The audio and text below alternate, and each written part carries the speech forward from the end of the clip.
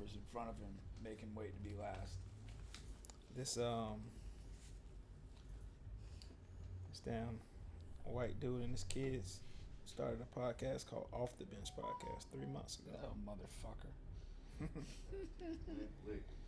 It's him Off and the bench. his 2 kids and they talk sports. Are they kids or are they like young They adults? like kids. Oh, for real? Yeah, maybe like 10 or something. God damn. Not mad at the idea. Huh? Yeah, I know. We should slap a restraining order on him. Show him like his boss. That's funny. Yeah. That's hilarious. Oh yeah, it's not. Oh, whoa. Yeah, turn that volume down. Oh yeah.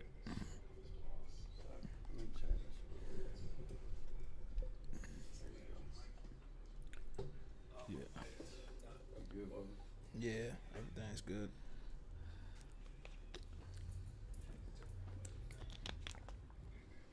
From the Sunshine State, the great state of Florida, and what does your Uncle Charlotte always say?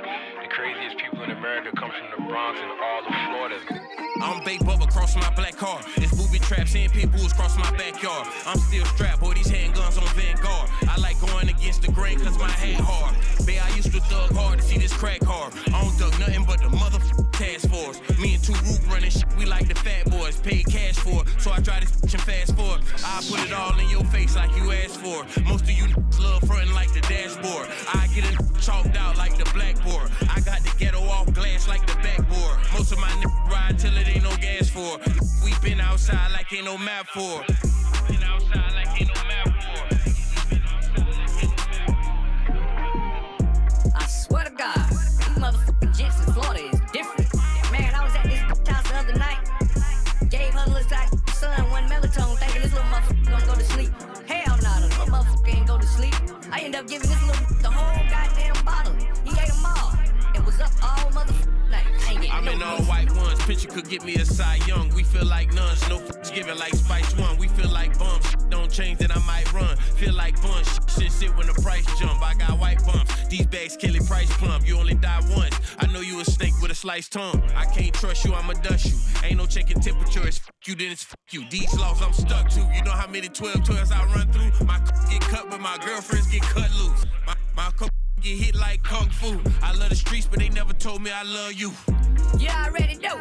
I'm straight from Florida, G. You know, bottom of the motherfucking map. Home of motherfucking Uncle Luke. Home of Trick Daddy. Home of Kodak Black. Nothing but gold teeth, wigs, and motherfucking sticks. You already know. Bottom of the map. FLA. Shaped like a motherfucking pistol on you. Have you, won't it?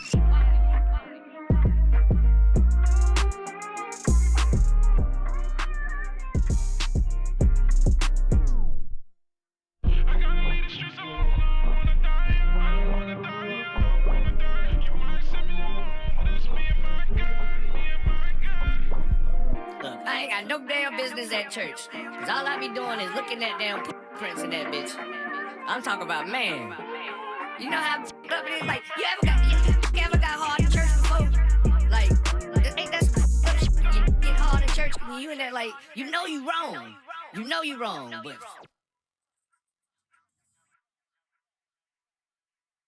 From the Sunshine State.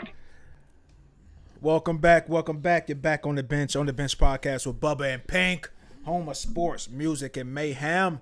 Don't forget we're available on all, and I do mean all podcast streaming platforms, including here on YouTube. Please like, share, subscribe, all of that good stuff. All right. Now we got a good show for you guys today, as always. We're going to be talking to Jake Paul and Tank Davis fight. All right. Going to be talking about NFL. We're going to, instead of doing division by division, we're just going to do AFC today, NFC next week. Give you some big storylines, some predictions, things like that, things to look out for. And then we got some other storylines, man. You got Spirit flying through a hurricane. You got 2 different things with parents going on. Laws are being passed, all of that good stuff, and a lot more. All right. But, yeah, Pink, I was scrolling today and not a ton of big news, man. And then, boom, not a couple of hours ago, you get the news that Jake Paul is set to fight Tank Davis. Now, I looked at this from a couple of ways. Didn't Tank recently retire from real boxing? No, I thought he announced his retirement. I'm not sure about that. As far as like actual. All right. Let me see. Tank Davis retirement. He plans to retire. Okay. Plans to retire at the end of 2025 or 2026. And what do washed up fighters do? He said they fight a Paul brother. But here goes the thing, because he said that though in frustration, because he's fed up with the sport and things like that. But he's in his physical prime. I mean, he's 29, 30 years old. I know. I was making the joke about the retirement thing. And this is the thing, because that's literally one of the ways I thought about it. Because when you look at a Jake Paul, right? Jake Paul has fought Nate Robinson in the beginning. Nate Diaz, a couple of the Nate Diaz? Yeah.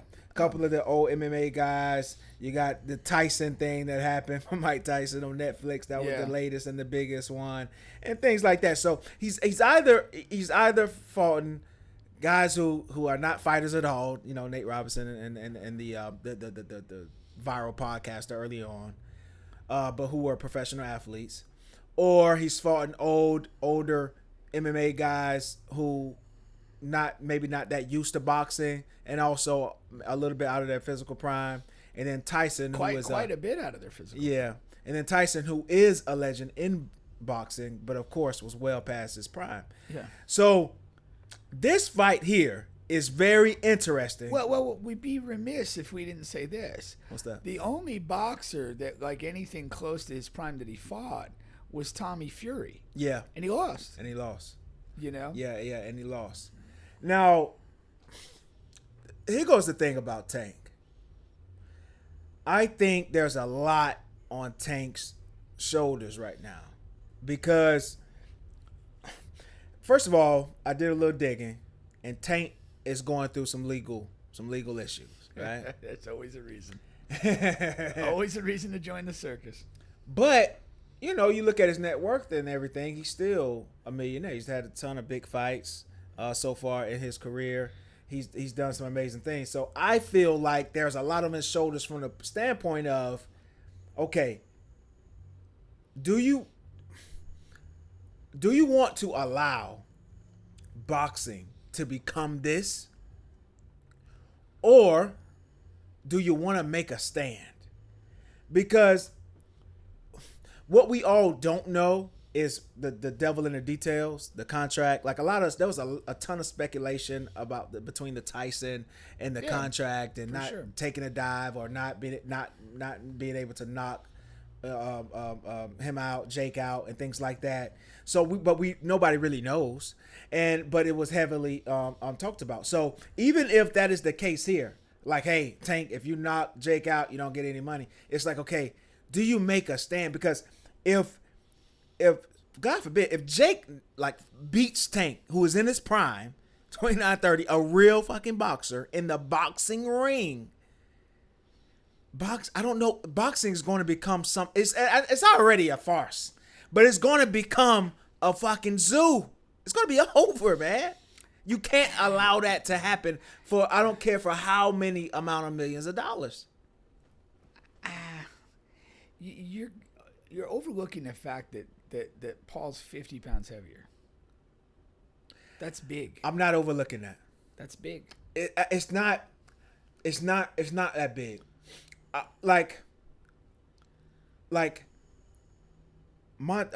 His name on Facebook is Montel, but we had him on the show talking about boxing. He had called in, been in the GM5, all that stuff.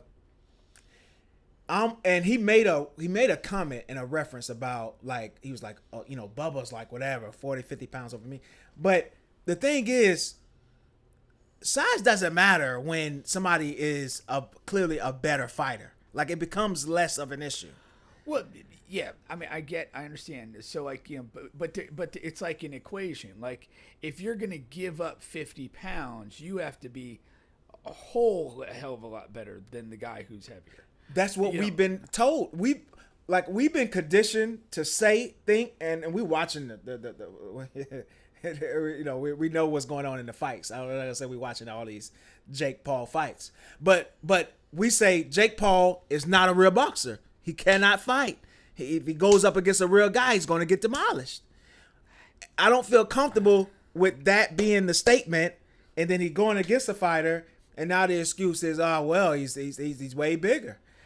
I don't. Here's my take on Jake Paul is he is trained enough that he's not incompetent. Mm-hmm.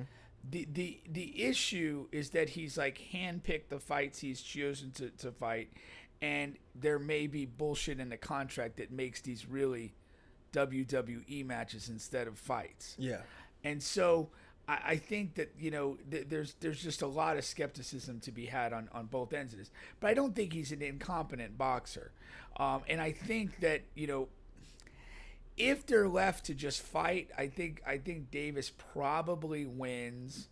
He should win, but to have a 50-pound heavier guy who's decent, and you have a bad day, and he catches you and gets you in trouble, it could happen. But I don't believe that these things are real fights at all.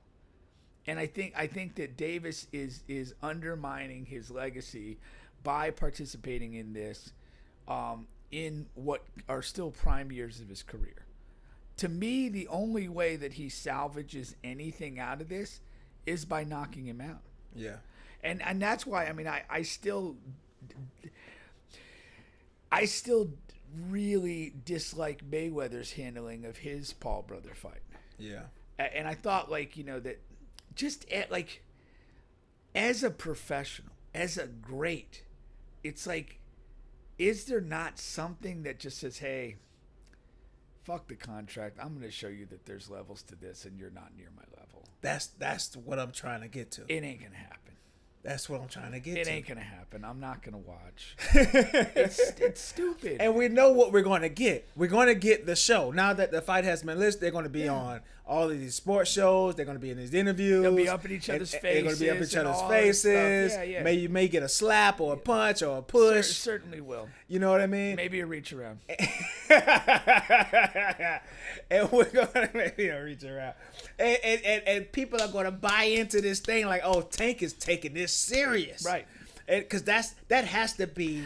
Well, that's where I bit on the Mayweather thing. Yeah. When he snatched the hat and all that. I thought, well, hey, if this is real, okay, now you've got it. Let's see it. And that son of a bitch didn't deliver. And that, I mean, to me, honestly, that was, I was waiting because up until that point, and I know it was the other Paul brother that Floyd actually fought. They were just fighting these like oddball matchup guys, whatever. And I know, Floyd's 40 at the time or whatever, but you're like, this is an all-time great. Nobody can dispute that. I don't necessarily like him, but there's no way you can dispute his greatness. And it's like you get in a situation, you do all the shenanigans, and it's just like you either contracted yourself out of this or you just don't have the balls, I don't know, to just show this guy that I can go to a place you can't. Yeah. And that's the only thing that interests me. I mean, that's the only thing that interests me in any combat sport. Yeah. It's just like, okay, here we go. Like who can elevate? Who can win this? Yeah. Who can do something special? And if you're just basically under contract to carry each other around and jerk off for 6 or 7 months, I'm not here for it. It's a waste of money. And I would encourage anybody listening to this, do not fall for it. Yeah. Do not. The reality is this. If Tank goes out there, really fights and wins and knocks him out, you'll see a rerun. You'll see a highlight. Yeah. You ain't really missing anything. But you literally have like a 98% chance that this is just like some sham WWE match. I wonder how many people who said, "Yeah, man, I was farced on the Mike Tyson Jake Paul fight. I was fooled. I was bamboozled." I wonder how many of those guys. Let's go full Malcolm X. How many of those guys are going to fall for this new bamboozlement? They're pretty fucking stupid people. There's going to be plenty of them. We're living in the age of the idiot. This is the age of the idiot, and there's going to be plenty of people that, You know, like you said, they watch the press conferences. They convince themselves in one of these little encounters. Maybe there's, like you said, a push or a slap or something, and they bite. Yeah. Oh, this is it. This is it. You know, he's heard too much stuff about these fights not being real. He's gonna put it on the line. Tank's not the guy to fuck with. And Yeah. fuck all of you. Like, get your pay-per-view or your Netflix subscription and shove it up your ass. Because you guys are getting taken to the cleaners. Now, the Mike Tyson-Jake Paul fight, That was a Netflix thing. it did Netflix, and it did Super Bowl numbers, man. You talking about? Of course it did. Now, are you anticipating similar numbers for this particular fight? I know we have to see the you know. Yeah, I mean, We have to see how they promote it. Mike Tyson, such an iconic name. Yeah. And like a generational name. Like, I mean, Yeah. like there's, you know, people older than me remember watching Mike Tyson, and people, you know, on the young side are like, I heard about this guy. Yeah. You know, or I've seen him on YouTube. You had So all spectrums. I think that might be tough to beat because of that. I just think Mike Tyson's name is going to just draw in an extra level of casuals that I don't think very many people, other names could.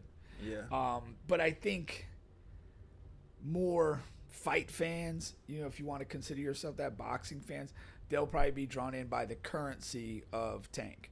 Yeah. You know, he's a guy, you know, I'm following him now. He's the guy now, and what have you. So I could see it being good numbers. I would be a little surprised if it reached the Mike Tyson level. Plus, again, I mean, you know, there should be some drop off with, you know, how many times are we going to watch a fake fight? Yeah, that's another thing I'm Yeah. leaning towards. I you know, I highly doubt I watch this. Highly doubt. It would have to be, again, it'd have to be on a lot would have to happen for me to watch this. Well, fight. I mean, it would have to be a lot. I'm going to say not that much. Yeah. Because I think, like, if they do, like, a Netflix, where you already have your Netflix, Yeah. you don't have to do anything extra. And then it depends on, like, okay, when are they going to drop this fight? That's the thing. They- what night it's on? What else is going on? But if they're smart, they're dropping this on a night when there's not a lot going on. Well, the problem is, it was did they have the date on here? I think it was for November. What? I think it's let me see. Hold on, because they gave the date. Yeah. J. Paul and Tank fight date, and the problem is, okay, it's November 14th. It's on a Friday. It's on a Friday. Okay, think about that. Like, Friday in November, You have NBA back. you have early NBA. Early People NBA. might not be that into it yet. Not that into it yet. You have football, but football's gonna. The reality is there will be probably a couple of college games that Friday night. Yeah. But they're probably not going to be high profile Probably not games major. that's gonna like jump out. I gotta watch this. You know, you're gonna load it. You probably got some great matchups on, you know, Saturday and Sunday, college and NFL. Yeah. Friday night's perfect. There'll be. I mean, if you don't go out. You know, even if you do, if you go to like a sports bar setting, they'll probably have the damn thing on.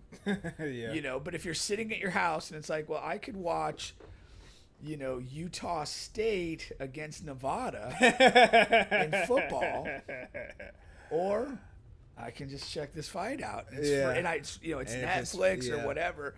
That's the key. That's the key. The key, like to pay-per-view it, you've got to spend money. You've got to do a little extra. Yeah. But if you could casually flip through channels and it's like, yeah, I'm really not into this, you know. That's another thing too, because they're saying, you know, pay-per-view may be coming to an end soon. Well, the big announcement is UFC is going to the Paramount Plus platform beginning next year, and so you take all that out of the mix. Yeah. And now you could casually watch it.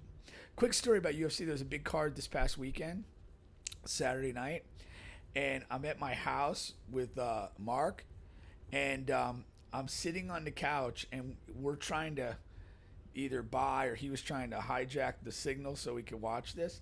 And I'm sitting on the couch, he's sitting on a chair like over this way, and I blast a fart.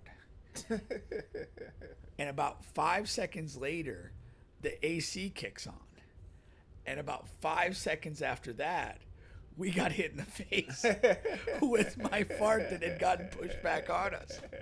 It was outrageous. We're just sitting there laughing like a bunch of idiots. No, that's ridiculous, man. Now, another interesting thing about this is, Jake wanted to fight Canelo. And it got down maybe to like 80-90% done. At the last minute, Canelo decided to go with his big fight with Terrence Bud Crawford. Oh, that was prior to? This was the Jake Paul fight was supposed to happen first. Oh, wow. Okay. But Canelo decided to go with a the legitimate Terrence. fight.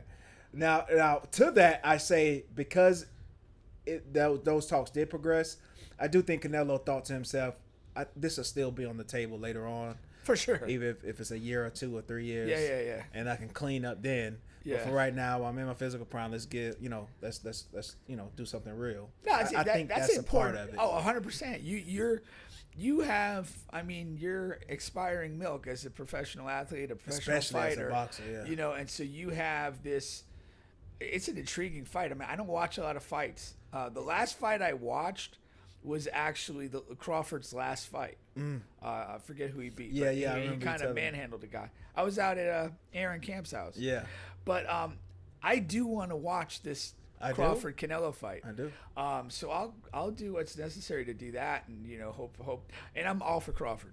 Okay. Yeah, I really like that guy. I think he's really intriguing, good dude, and I want him to win that. But yeah, there's no way you can push back a legacy fight like that to screw around with Jake Paul.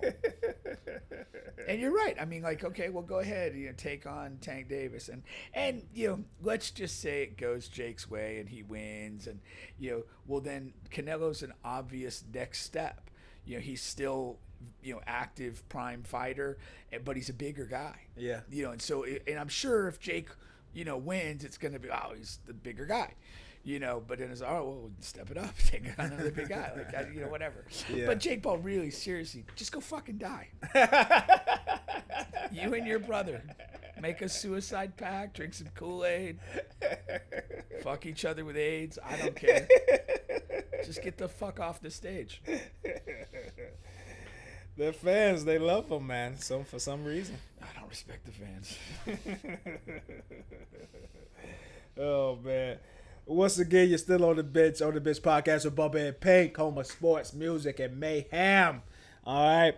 No, that's good there. We'll see how that comes out, man. Let's get into some NFL, man. I have some NBA later in the show too, and then we have those those quick, funny little interesting stories here that we'll get to as well. But I wanted to get to the AFC, okay? And what we're going to do is, we're just going to, talk about some things. Now, I had one premise. That's the entire AFC, right? That's the entire AFC. Oh, wow. Yep. By division, too. AFC North. Wow. Yep. North, South, Top-notch West, graph East. there, Bubba. I try my best. Now, we're going to get to the big dogs and the big storylines. But, one thing I wanted to take note and talk about here, all right, is, and let me get to it here. I know I saved it. Okay. And it is, in the NFL, we talk about parity. You know what I mean? And the NFL teams who are bad one year and are able to make the playoffs the next year. You know what I mean? Yeah. And of course, my dummy self has gone away from what I had here, but I had a stat. And basically it was it says 2002. Okay, there has been roughly, and this is going out bare memory, but it's been roughly about 32 teams who have gone from worst to first in their division. Really? All right.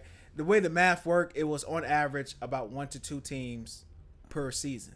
Really? All right. Now the last one. Wait, you're just saying divisionally? Divisionally. Okay. And throughout the whole league. But that's a lot because that doesn't happen in any other sport. Yeah. I looked that up too.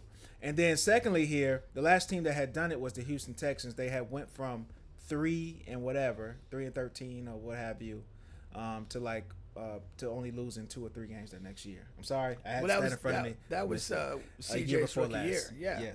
Yes. All right. Well, you do get that. So And then also you have, that's just going from worst to first. But of course you have a lot of other teams throughout that time span, so 2022, that has like improved vastly. Just didn't make it to first, but improved vastly. And the reason why 2022 is the mark, just in case anybody's wondering, that's when they equally changed the divisions to equal teams. I didn't even know that, but no, I remember that. 2002. That is interesting, but like again, I wonder how many times that first worst to first was attached to like a significant injury. In throughout, like it. Well, Deshaun didn't play team. the year before. Yeah. And then and they really just struggled at the position completely. They had David Cali as coach, so then they get a high pick who's a quarterback who plays at a high level straight away, and you make that rise. Yeah. And I don't remember like the dynamics too, but like I know like you had the year when Peyton Manning was like end of his Colts career when he got injured. Yeah. And then I think like the next year they got Andrew Luck. I don't know if that corresponds directly to a worst to first thing. But sometimes when you lose a major quarterback, the bottom falls out of your team. Right. And now you have that possibility to spring all the way forward when things get right. Yeah. So No, true that. So with that in mind, I wanted to start there and say, okay, what teams can you see that were really bad last year in these divisions? And I'll bring it back up again. I was going to say, do you have the last place team in each division? Yeah, well, we know last year, Cleveland Browns. Okay. Yeah. In the AFC South, it would have had to been Tennessee Titans. Right. Okay. AFC East. The Jets, right? I want to say the Jets. Either the Jets or Patriots. And then in the West, the Raiders. The Raiders. Yeah. Okay. Yeah. No, that's saying when you look any at it team that way. That you see that has potential to hit the first, from worst to first. I would say the Titans, and I don't think the Titans are great, but I think I think the ceiling is low enough in that division to catch them. I mean, Buffalo looks really strong, and the Jets don't look very much better than they were last year. The Raiders should be better this year than they were last year, but you're still talking about the Chiefs. You're still talking about the Broncos and Chargers. So I think it's tough to make that type of leap there. And then Cleveland, again, they don't seem like they're that much better. Yeah. With what they had, and to kind of make that type of leap. So if I had to put money on one, it would be the Titans in what I think is a relatively questionable division. I want to argue, man, but it's hard. It's hard to argue the guy who's always right. I will say this. I would go with the Browns as a strong second, and for this reason here. So, and let me make sure, because that I do want to make sure that we have it right with the Browns being last year. So NFL standings, what's that? 2024.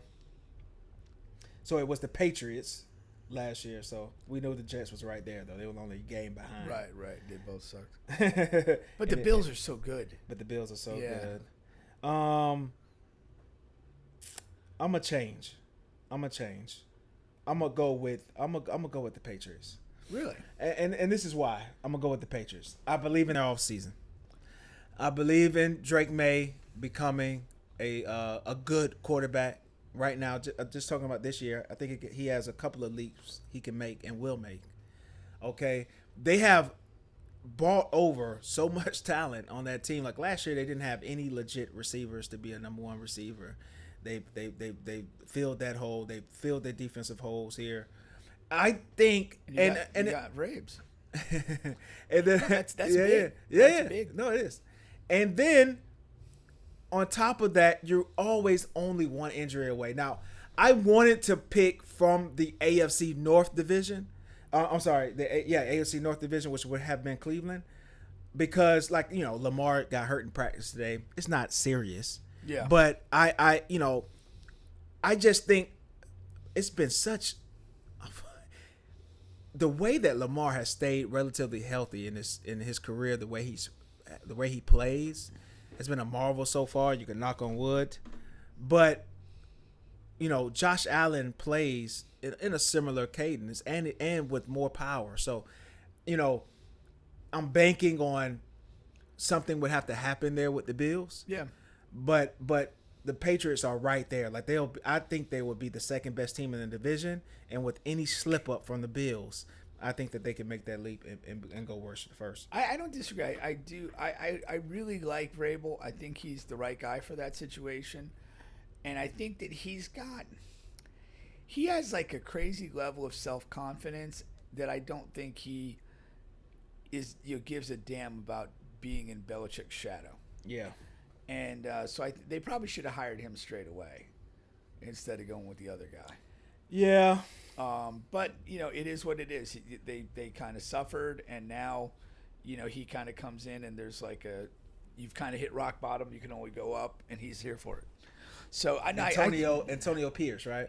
That's the coach he took over. No, Jared Mayo. Jared Mayo. Yeah. I knew it was one of the former players. Pierce was with the Raiders. Yeah, Jared Mayo. Now the thing about the Browns, all right? And I wanted to talk about the Browns here quickly because in the AFC North Division, their team they're going with they're going with the old guy at the quarterback. Okay, they label him the starter. All right, and then I listened to a Cleveland Browns podcast today, and they made an incredible point that they had a question, and it said, ask yourself, why is Kenny Pickett here? Because the coach came out today and was like, due to lack of practice time, some guys are, whatever, following by, and he's talking about the injured guys being, lately it has been Shador. Yeah. But then even before that, Gabriel had missed some practice time a couple of weeks prior. And Kenny has been hurt for damn near the entire offseason. Yeah. And yeah, they had to give up something, but really you only gave up a 5th or 6th round pick, one. Okay. He's on a type of contract where you can easily release him and with no cap, real cap penalty. Why is Kenny Pickett still here? One preseason game left to go. You really don't know if he's going to be able to play in that game. Why is Kenny Pickett really here? When you've seen your two rookie quarterbacks, one played well, the other played well but had a mistake or two in the game. Why is Kenny here? I don't. Mismanagement. He wouldn't be on my roster. I mean, he just serves no purpose. But I wouldn't have drafted 2 rookie quarterbacks either. To begin with. Yeah. Yeah. Because I understood, they said the plan was, okay, we're going to go with Flacco at 1. We're going to draft a young quarterback to be able to develop. And then we'll get Kenny for insurance for Flacco. Both, really. That was the plan. Yeah. But when you draft Shador, no, that's what you said makes all the sense. It's like you've got a guy. If you draft a rookie and he's not ready for prime time, and Flacco struggles or go down, you've got a stopgap guy there. Or if you get a guy and the development arc is a little longer, slower than you thought, you've got a guy that could just be a 2 for a year, and then you get rid of him. So it's a safe pick, but you jacked all that up with the 2 rookies in the same draft. You jacked all of it up, and I think I know what happened. The owner, or not the owner, is either the owner or the GM wanted Shador. The other one didn't care for it. Right. So that struggle, that power struggle right there, kind of just killed their offseason and this season. I mean, because no matter what, we're going to see Shador this season. It's going to be too much pressure. We're going to see Shador this year. And then if you're going to roll out this funky depth chart and have him at number 4, that means we're going to see Dillon this year. Because you can't pull Flacco and then go with your 4th stringer over the other.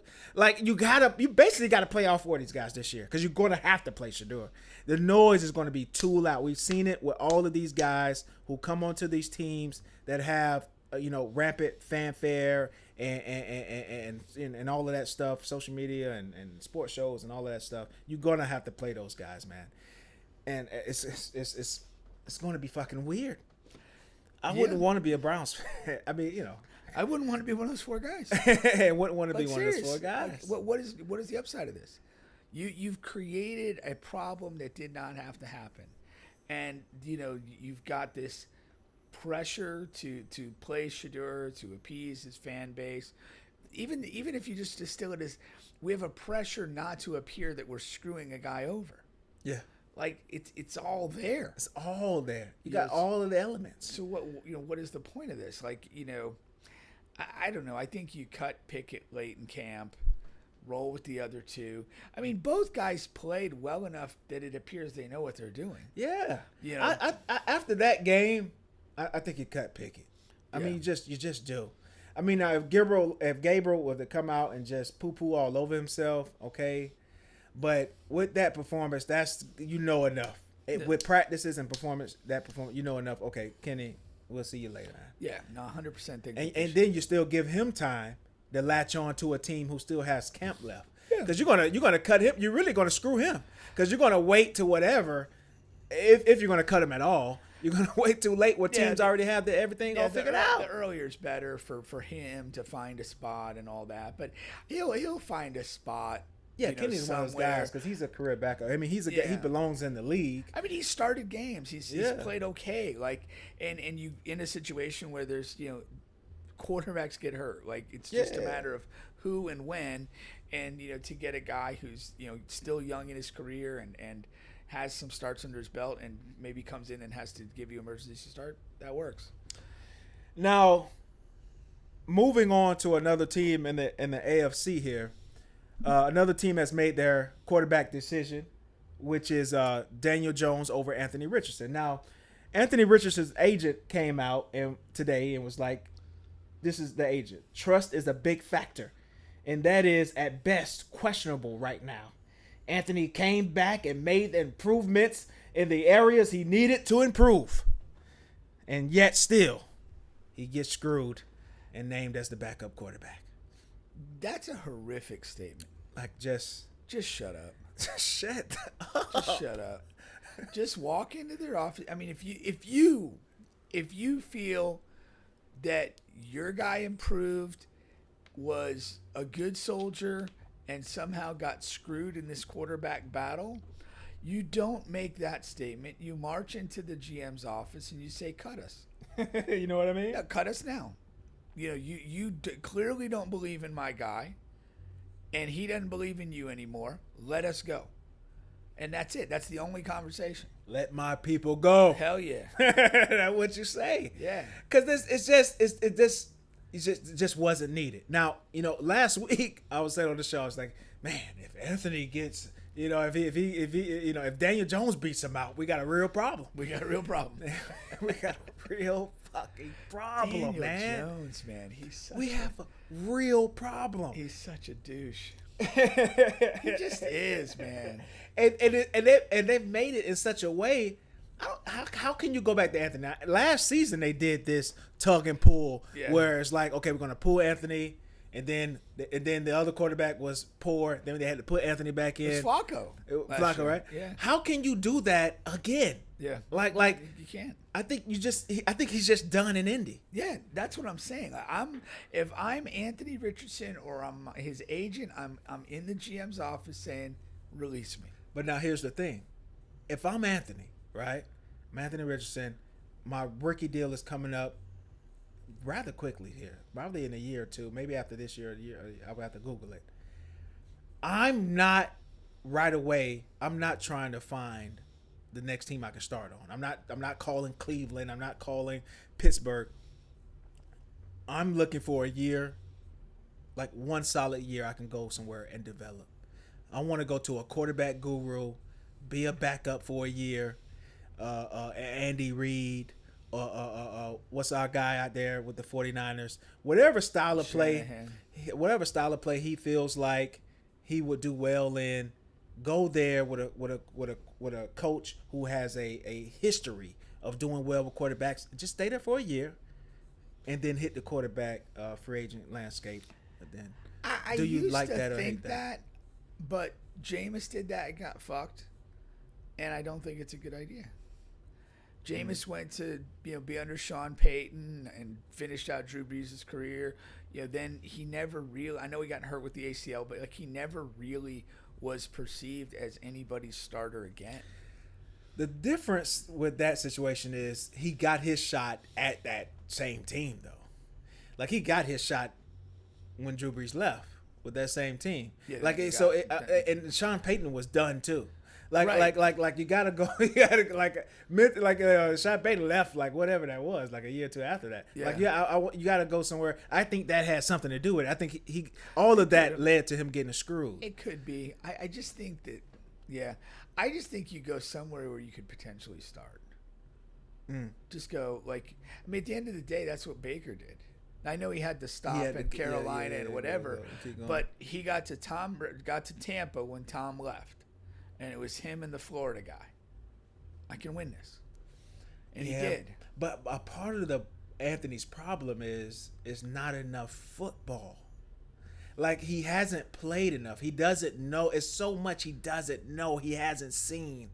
That's the root of the issue.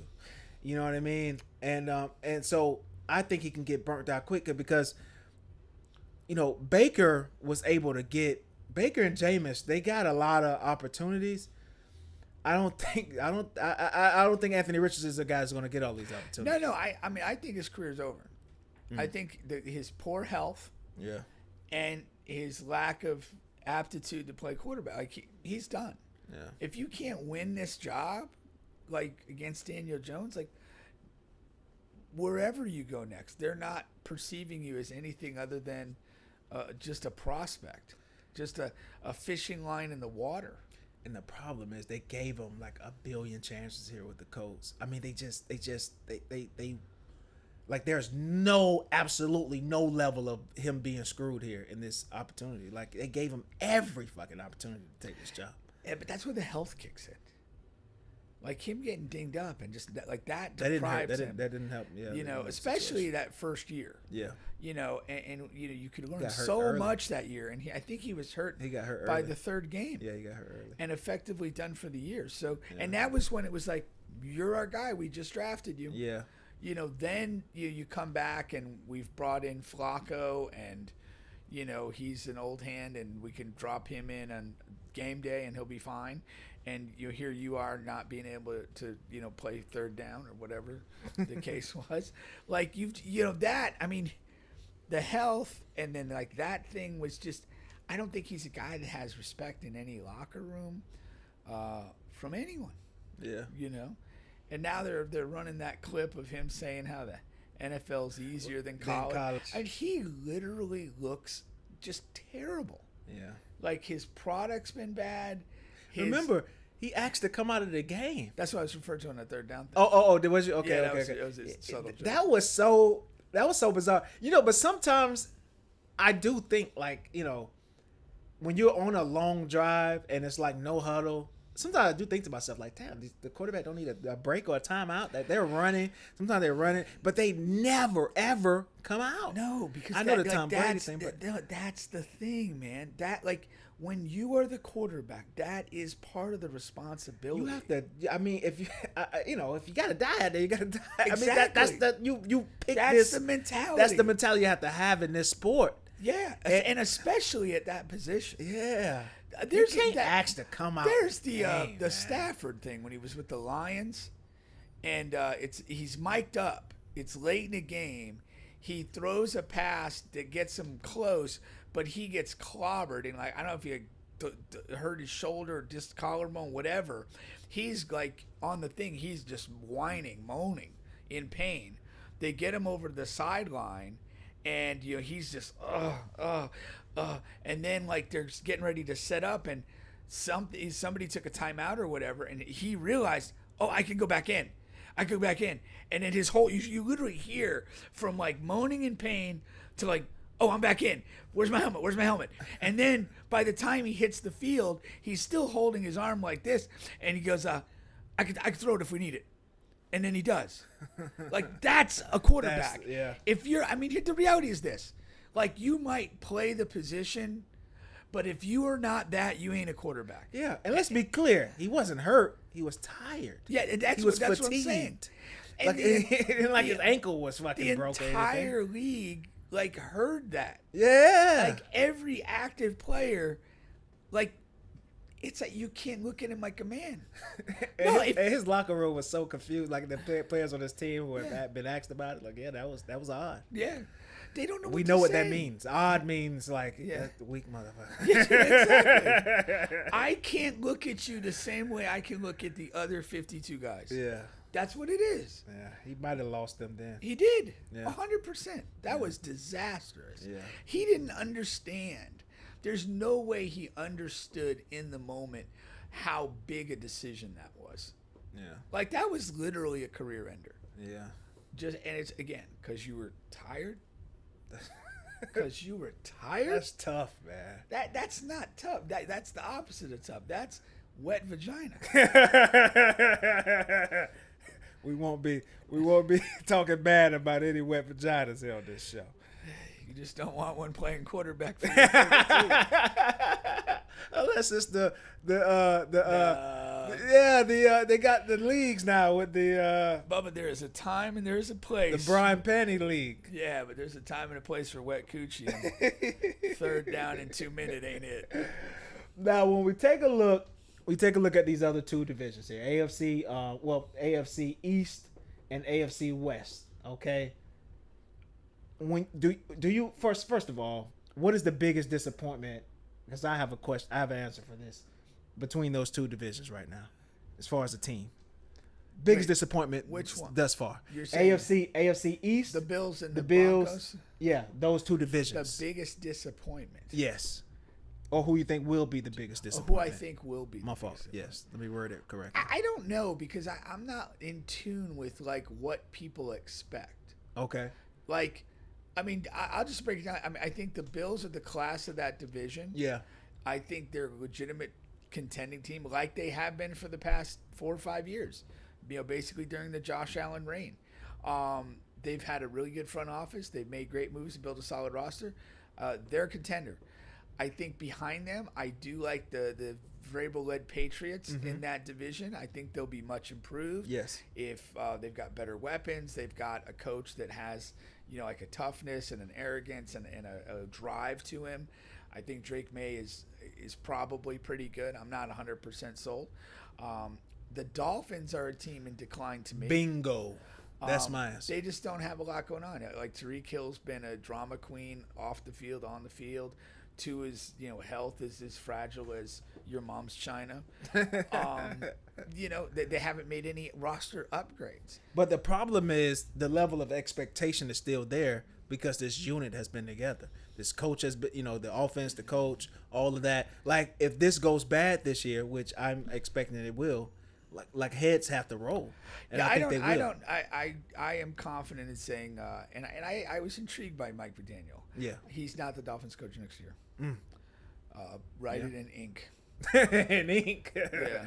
Yeah. And it may not even be entirely his fault. It just is what it is. We know the sport and Carve it into the back of your favorite hoe. Yeah, that You know? it's just they have not upgraded the roster. They've lost pieces. They've had a very poor health rate. They haven't won tough games against winning teams. There's nothing this team can hang their hat on. Yeah. You know, and again, you've got like the Tyreek Hill thing. Like they probably should have traded They him. probably should have. You know, he's just a discontent at this point. The moment he asked for it. Yeah, and then the Jets also suck. I don't think, you know, to me, Justin Fields, I was high on him coming out of Ohio State. He's just not the guy. But I bought it again. Yeah, It's it's like the same version of NBA 2K. I bought it again, and I knew, but and then it comes out in this pack, and you're trying to tell the people you're not going to watch the next Jake. and he comes out in this last preseason game Talking about being addicted to the Bible. Well, first he just stunk the whole game. He just stunk Right. in the time he was in. Yeah. And I was Well, just like, what section of the can't Bible? happen. The Book of Job? Like, come on, man. He's gonna flame out quick, and it don't have an answer behind him. And this would probably be his last stop. I mean, he maybe can carve out some backup options. But I if he's not the guy, he would have been better served just staying in Pittsburgh. Like I know he was jaded that they wouldn't fully commit to him, and he thought he had done well enough for Pittsburgh to commit to him, but they wanted to do another year of a bridge quarterback and allow him to whatever with the offense. I understand, and he did the thing. You go out, look for the starter job, but man, I just don't think he has it. He doesn't. I just don't think he has it. And if he's the guy. If he had it, it would have shown up already. Yeah. Some guys get those late resurgences, but he won't be one of them. Who's that guy? Sam Bradford. No, it's not Sam Bradford. It's not Sam Bradford. That's the Oklahoma guy. He sucked his whole Sam life. Darnold. Sam Darnold got the resurgence. But didn't they come in around the same time? I'm pretty sure. And we saw it from Sam Darnold last year. I know. That's what I'm saying. We still ain't seen it from. But I understand. They came in around the same time. Yeah, I got you. And Darnold reached him, and we're a year later, and we still ain't seen it. I got you. It's not just gonna not in happen. them. Yeah, it's just not in them. Yeah. It's just not in them. It's unfortunate. But outside of that, I mean, the Jets have some pieces, but I think they're going to allow the Patriots to catch them in this division. And once that happens, I mean, you just got to look at something else. Now, luckily for them, Justin is sort of. They can look at Justin as a bridge quarterback. Yeah. They do have a bad season. These next two drafts in the NFL are supposed to have some pretty good, damn good quarterbacks in them. So not all is bare, especially when you have other pieces on the team already, which they do. They have a solid defense. They have a really good running backs room. Got Garrett Wilson over there, so they got some stuff. A solid offensive line. All right, now over in the AFC West. This may turn out to be one of the best divisions in football. If you get anything from the Raiders. And I think you'll get something from the Raiders. Yeah. I do. I think, I still look at the Chiefs. I still don't like Justin Herbert. But they're not going to be bad. I think Harbaugh is one of the better football coaches on the planet. They'll be good. And then Denver, I'm not, I don't really like them, but they're going to be good. And the Raiders, I mean, Pete Carroll, the quarterback, Genty. I think that, they've got pieces. Brock Bowers, they'll be a competitive team. Yeah, they got pieces where they can do the play action and run. You know what I mean? They can run the ball and do the play action. Yeah. Geno is perfect for that. Managing the game, handing the ball off 20 to 30 times. Yeah, and they'll hitting the tight end. Pete Carroll, they'll have fun. They'll get after it. Yeah. They'll be competitive. I mean, I think you could have a scenario. I mean, the math may not work, but you could have a scenario where every team in that division's 500 or right near it. Yeah. I don't think there's a bad team in that division. I do not. But one thing I did do is I took the under on Denver Broncos. Okay. What's the number? It was either 10 or 9.5, something like that. People got to be a little beware Bo Nix is what I'm trying to say. I think people are buying the Bo Nix stock a little too much. Not to say he won't be a good quarterback, because I think he will, but I think he's a classic case of a guy who's going to have a little of a sophomore slump. I think a lot of things broke their way last season, especially schedule-wise, and playing against some teams that had some injuries, things of that nature. And then also just the just looking at the history of the NFL and how many of these guys have these sophomore slumps where you just don't expect it at all. I'm saying this is a guy who's a prime candidate for that. And so, I took the under. We'll see what happens. Now, other than that, the Chargers, they have to win a playoff game this year. He just has to. Now, not has to like the Dolphins has to. You know what I mean? I don't think heads will roll in over in LA with the Chargers. If they don't, I'll say this. I think the Chargers, as much as I don't like them, have a better chance of winning a playoff game than the Dolphins have of playing a playoff game this year. Yeah, that's something. Yeah, that's something. Probably so. I would probably throw a couple of dollars on that. Yeah. You know, and you know, and the Chargers. Listen, the Chiefs, they can't win this thing every fucking year. You know, I know technically they have since Mahomes has been there, talking about the division, but they can't. I mean, just it's never happened before. Yeah. So that's my reasoning behind that. Simply. Have you watched The Kingdom? No, what's that? ESPN series on the Chiefs. No, not yet. Yeah. Check it out. I watched Spanning episode over one. how many years? Just last year. Oh, just last year. But there's you know, I mean, there's some historical stuff. Yeah. You know, they talk about drafting Pat and Alex Smith's in there talking. Yeah, and okay. They even go back to like when the Senior Hunt bought the team and all that stuff, and they converted from the Dallas Texans to the Chiefs and all that. Yeah. So it's good. You get a lot of history, but you know, you get some behind the scenes stuff with the guys, and I enjoyed it. It was a good show. Yeah. I think what we're going to see is, I think the Chiefs are going to transition back into a little more of an offensive team. First of all, defense will not be as good as it was last season.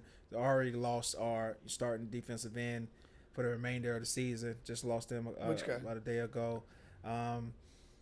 Felix, I call him, but he has this long name. But you know, starting defensive end, and so you lose him.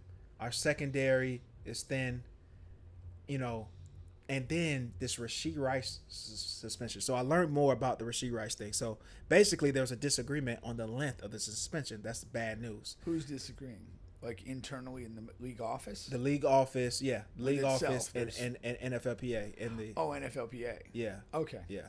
And so that's bad news. I thought it was delaying just because it's, you know, whatever, fucking delay. But the delay is because of the length of the suspension, which means there's a group of people who thinks it should be 4 games, group of people that thinks it should be a lot longer, up to 8 to 10 games. Yeah. That's a killer. We just traded, minutes ago, Sky Moore over to the 49ers. Okay. Which, you know, he's just not that he had underwhelmed in Kansas City, but he is another receiver that plays special teams, that was a 4th, 5th guy. Now your receiver depth gets a little thin. Don't know what's going to happen with Rashee Rice. I know they say Travis Kelce is super in shape, but I don't know if I can know how long this old guy is going to last throughout the season, throughout this 18-game season or whatever, 17, 18-game season. So there's questions, man. So I'm saying there is room for a team like the Chargers, or even if I'm wrong on the Broncos, to overtake the Chiefs in that division. That's my point to bringing all of that up. Yeah, I mean, it's possible. Yeah. You know, I'll believe it when I see it. Yeah. No, it just is facts. What it is. I'm not gonna put no money on it. Yeah. You got to go ahead and do it. You gotta go ahead and do it. I mean, like, the Chiefs have operated with less than ideal receiving options and in the past, and they'll figure it out. Yeah. I mean, I feel pretty comfortable that they'll figure it out. So really quick too, on the AFC North, you know, a lot of talk has been going on. Of course, we're going to see Aaron Rodgers in this last preseason game. Okay, we're going to see Aaron Rodgers, see how that looks, and then the thing that interests me the most about the AFC North is the Cincinnati Bengals, Joe Burrow, and their defense has been like. That's been the worst unit I've seen in the preseason from any team, and in a long time. They're really bad, and you know we all know that the Bengals had a bad defense last year, and then you move into this year, they don't make any significant moves or changes. And their best player is holding out, and your best player on the defense is holding out. The league leader in sacks. So conventional wisdom would have told you they would look bad, but I didn't know it was going to be this bad. At least they changed defensive coordinators. Yeah. So there's going to be a lot of pressure on that offense again. Can that offense repeat what they did last year, which was really fucking good? So that's I don't know if they can do that. And then what happens with the Joe Burrow conversation if he misses the playoffs 2 years in a row in his prime and he was healthy?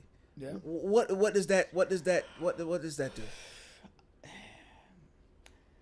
Part of his reputation is being a winner. Yeah. And so if you're going to be outside the playoffs for 2 years in a row in prime years, that takes a hit. It takes a hit. Now, if he puts up a similar, though, spectacular statistical season, I think the hit is mitigated to a degree. Okay. If it's one of those things where it's just obvious he's great and doing everything he can and just completely getting undermined by a bad defense, I think he still preserves a pretty good chunk of, his reputation and so forth. But, if the numbers are down, if the, like you said, can they do it again? If the numbers are markedly down, or they're in, games and he makes a handful of mistakes that, they get him beat. You look at this, let's say he makes 4 game-turning mistakes in the course of the year. That could be the difference between playoffs and no playoffs. Well, I can think of a couple that happened last year. And the problem with that is he has to play damn near perfect for them to win. Right. And but yeah, I remember there was a few mistakes late in the game that he made last year. The reason why they lost. Now a vital mistake that I think Joe Burrow made, and the reason why I don't give him a lot of grace, a lot of his defense is bad, so you got to give him a break. I don't, because he made the LeBron James mistake. Now, for LeBron, it has worked some and has worked against him some, but not a ton of guys, especially quarterbacks, do this in the NFL that Joe did. When guys' contracts are up, and they were up for the Bengals, first of all, that is kind of bad on the GM side to have a lot of your top players need money at the same time. But anyway, he went on national television on ESPN First Take with loudmouth Stephen A. Smith and said, "We have to pay Chase whatever he's asking for. I need him. Yeah. We have to pay T. Higgins whatever it costs. Right. I need him. The tight end." So he's like offense. That's what he had. Nobody does. Like Pat Mahomes doesn't do that with Kelsey. Nobody you go down the line. And so when you look at the front office, like, damn, our fucking quarterback, our franchise went on live television and said he needs these guys to be productive. Yeah, but I got to sign him. Yeah, I got to. It puts a tremendous amount of pressure on the organization. Now Chase agent is like, hey, you saw Joe. No, I agree. And whatever Justin Jefferson got, we need more than that now. Yeah. Because Joe just went on TV and told you how much he need me. Yeah. T. Higgins, same thing. And then you do that, and there's not a ton of money left for the defense. Right. Now the NFL sack leader is in your office, and you don't have enough to meet that. And then God knows what you can do with your secondary and it's down the line. Yeah, no, that was ill-advised. Yeah. Even if he pushed for that behind the scenes, keep it behind the scenes. By saying it out loud publicly, it puts a lot of undue pressure on the team. It also is divisive. Like, defensive guys could look at you different. Yeah. And your team becomes divided. And it's going to be worse because, if you continue to have this lopsided situation where the offense is putting up great numbers and the defense is among the worst in the league, and they're getting called out for it because, hey, offense is putting 35 a game on the board and you guys can't win games. We can't win because we don't have any money to pay anybody. Yeah. It's going to be divisive to the team. And so that really was not a good play by Joe Burrow. No, it wasn't. It wasn't. It goes back to the thing I always say, though. Don't say things that don't need to be said. Just didn't need to be. Yeah. And two things there. Number one, I looked at they had, when they made the Super Bowl, they had a top 10 defense. Yeah. I like that. I think you have to be cognizant of that if you're Joe, to know like you need defensive players in order to win in this league. They don't need T. Higgins. T. Higgins, they just don't need him. You know what I mean? Probably. Like, they have enough. A solid offensive line. You got Chase, who's one of the best running backs in the league. You got Chase. I'm sorry. You got Jamar Chase, and you got Chase, the running back. And there was a guy that had a great preseason game the other day in the receiver Yes, spot. as a receiver, young guy. Yeah. And then, but that's what you do. That's what elite teams do that have quarterbacks that you've already paid, and maybe one or two skill guys you already paid. You got to go. You go Chase, and then you go developmental receivers, and you just gotta find that next guy, which maybe they have. Okay, No, that's the thing.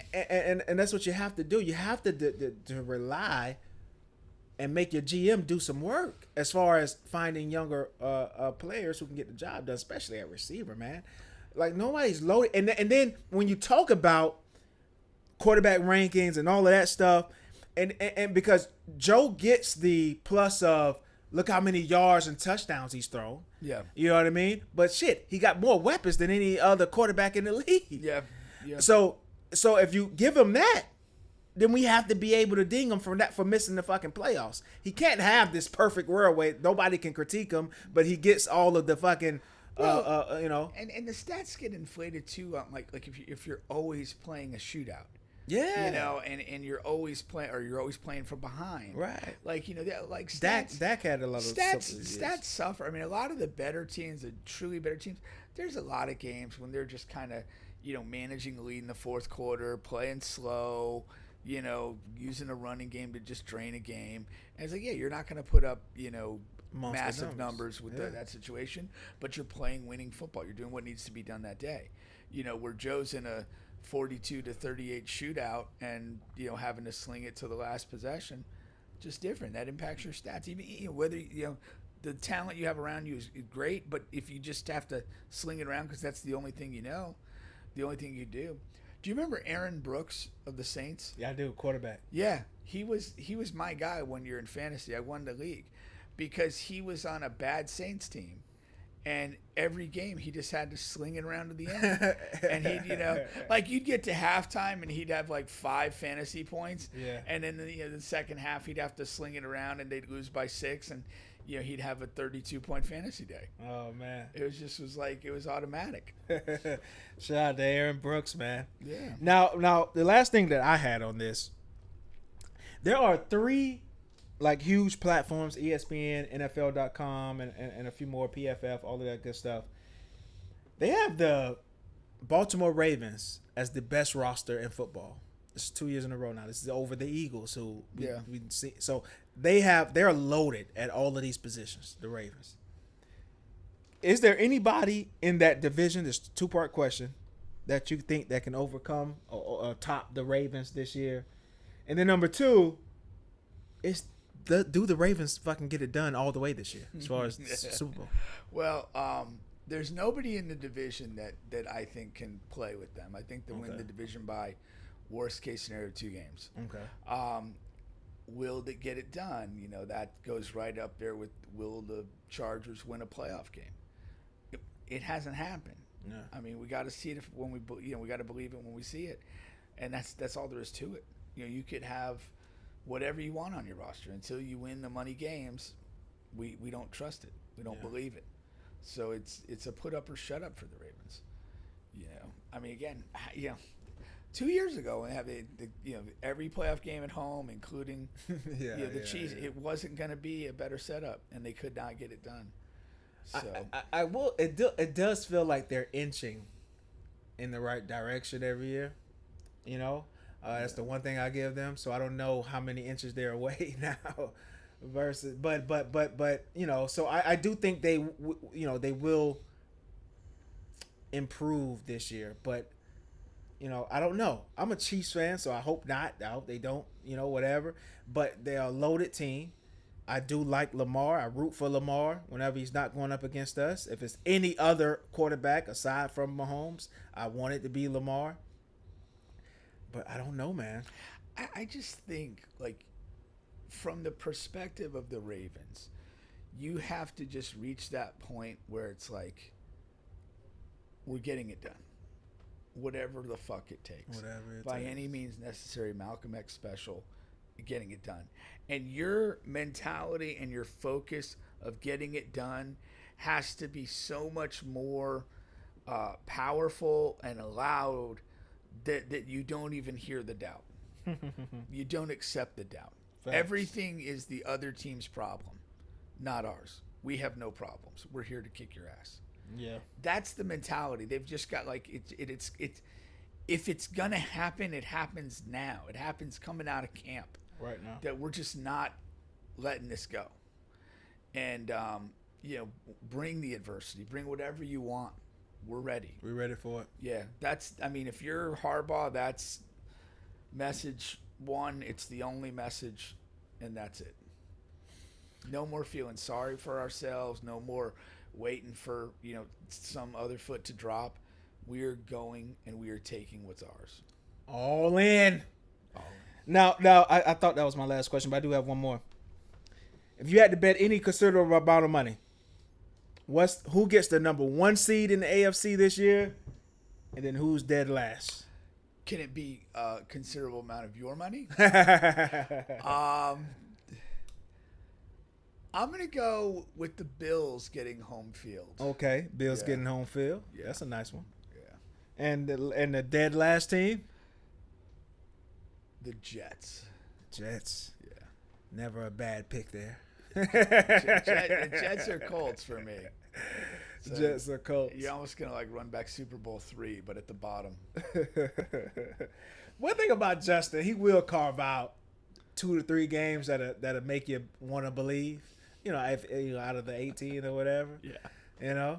But because some of those teams they don't have, over the history of the NFL, like you'll see a team that they have no chance at stringing together anything. Yeah. But if you think, okay, Justin gives me 3 solid games out of 18, then it's the NFL. He can luck up with 1 or 2 other wins. They can carve out a 5-win season. A 5-win season. Yeah. But like, for example, I don't know if Cleveland can hit 5 games. You're in a really tough division, and then you're going to have this quarterback carousel. I don't know. I don't know if the Colts are going to reach. Colts is my next closest contender. The Browns would be right behind them. And we want to believe in Tennessee. They, but we got to see it. Cam struggled in one of the preseason games. Yeah. He's a rookie. Yeah, there's some bad teams out there. There's no doubt. Yeah. I was asked to pick one. And I know. You could see. And then, the other one that we're kind of ignoring is, somebody could just take that catastrophic quarterback injury. Yeah. You're just really, kind of falling apart from there. Yeah. That's why over-unders really are it's tricky to bet on. Well, when you're thing. looking at a roster, and you're answering that sort of question, you're assuming solid health. Yeah. Not perfect, but you're assuming you can't assume disastrous health, or you just be under every time. When you wouldn't even consider anything. Yeah. But so you have to consider, okay, this is a good roster. I'm going to assume they stay relatively healthy, and that's what they should accomplish. Facts. All right. Once again, you're still on the bench podcast with Bubba and Pink, home of sports, music, and mayhem. We're available on all podcast streaming platforms, including here on YouTube. Please like, share, subscribe, all of that good stuff. You don't got to tiptoe. You can come right on out. Yeah, you can stump on out. That's all right. Yeah. Y'all have a good one now. That's right. All right. Now, I wanted to give a quick shout out to our guy, man, Juan Bernal. Juan Bernal. So they have another open tryout, man. Open international tryout for the Dominican Republic Pro League. Okay, it's $150. Got to have your passport needed. Passport is needed. Okay, but listen, man, minimum 5 games against teams. Okay, in this league, paid round trip. What does it say? Paid round trip, flight, paid living accommodations, all of that good stuff. If you make it, you're hooping. Okay, you need to your family, your baby needs diapers. What we doing, man? Come over here for a couple of months, get you some money. Yeah. Okay, but first you have to try out September 14th. From 3 to 7, okay? The address is on there. The contact information is on there. All right, you have these overseas agents. They're gonna be there. You got a world trainer, all-world trainer that's gonna be there as well, man. If you hoop, be there. Yeah, they need a good turnout. Yeah, because it's hard to assess guys. They had one a couple weeks back. And it didn't have that many guys. So you didn't get to play 5-on-5 or any of that. And I think it's tough to assess people only off of essentially drills and little small 2-on-2, 3-on-3 type stuff. Yeah. You really can't. I mean, it's so important to see how a guy moves in a 5-man setting. Yeah. You know, where does he go? Where does he find his touches? Where does he, you know, help or impact the game? And I think that it's tough to evaluate. So I'd encourage guys to get out there because, you know, the more guys there are, you might look at it as more competition, but the reality is it gives you more opportunity to show the variety of what you can do and how you can fit into a situation. Yeah, for sure, man. And $150, man, you spend more than that on a date. And this is for your future. Yeah, you're dating. What are you doing? Date is generally to destroy your future. It's the potential end of your happiness. Yeah, limit your prospects going forward and all that.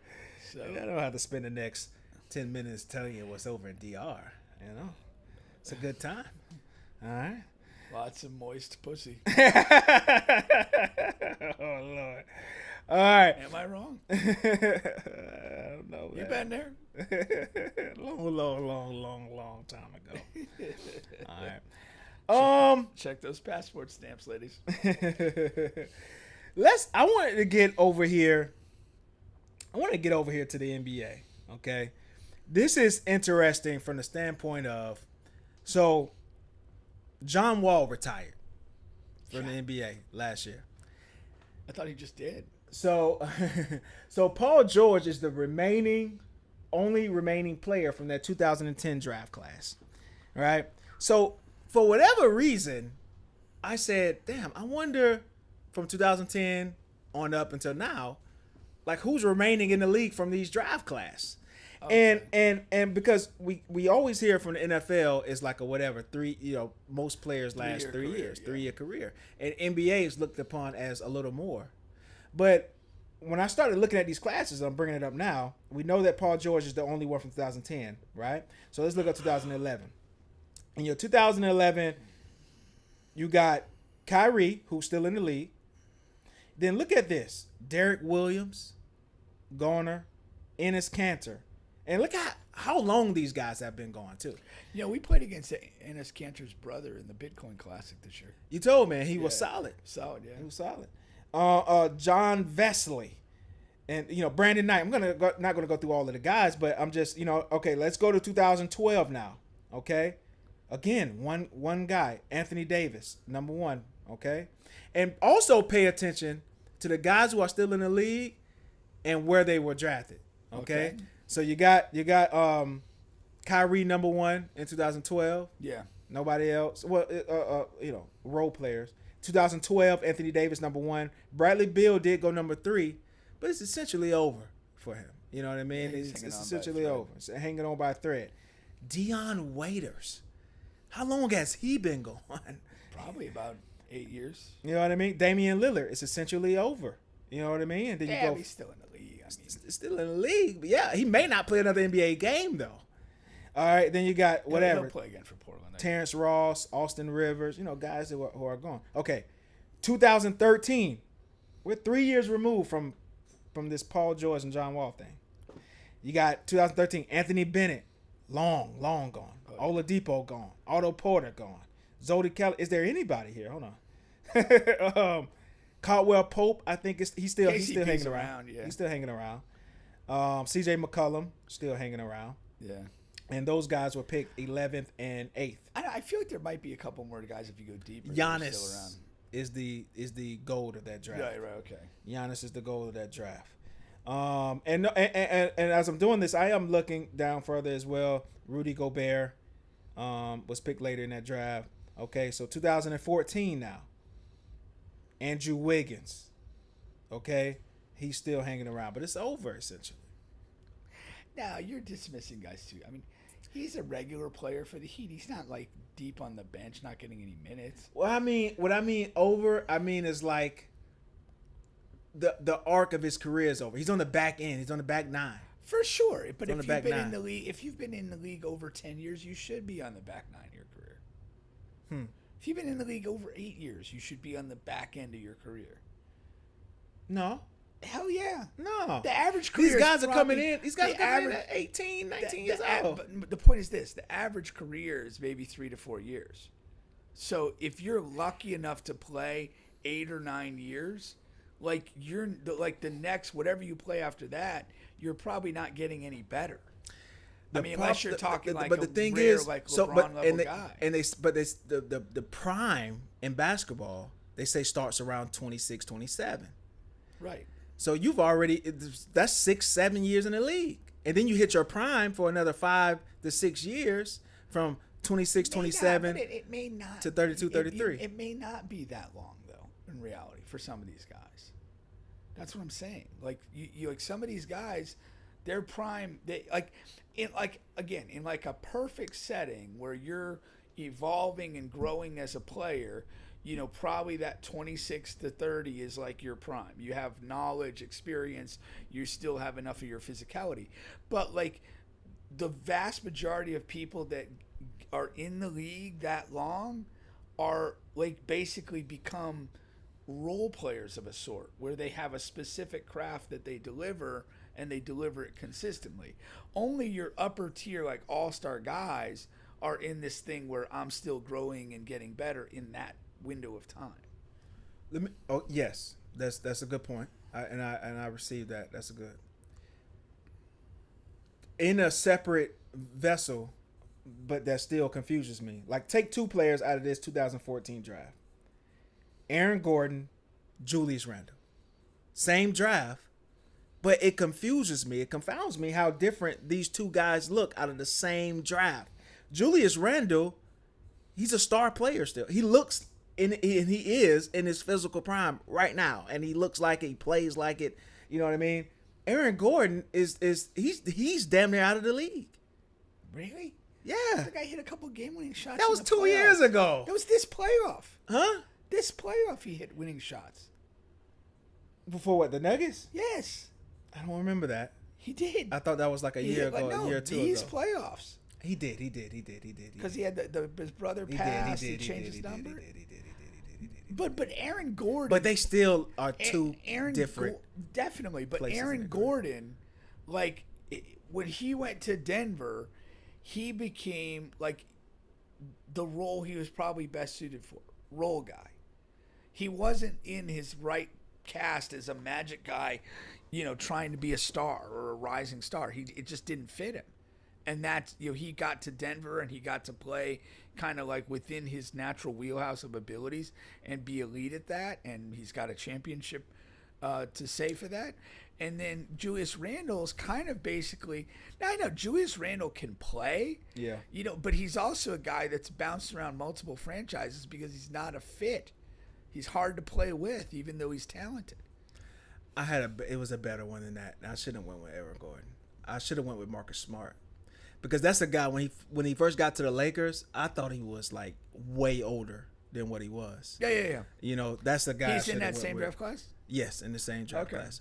And but yeah, I do understand what you're saying. But just my overall sentiment from this is just like, I was just surprised how many guys are like no longer in the league, and then guys in the same draft class who just look to be, they just on another level physically, not even like production of the game, just physically. Well, Marcus Smart's a good example. I mean, he had a good run as like an integral part of some good Celtics teams, and then once they traded him in Memphis, he's been kind of like half injured, mostly forgotten, and like it feels like he's done. Yeah. And I think we talked about this with somebody on the show a couple weeks back when he signed with the Lakers. It's like he's not that old. It's possible he could play some good basketball for the Lakers and kind of tap into what he was doing for the Celtics. But part of me just feels like he is kind of like not that guy anymore. That he is this kind of last legs, hang on and maybe do a few things to help. Yeah. And so we're about to find out. But yeah, no, I definitely feel that. Yeah. That was all. I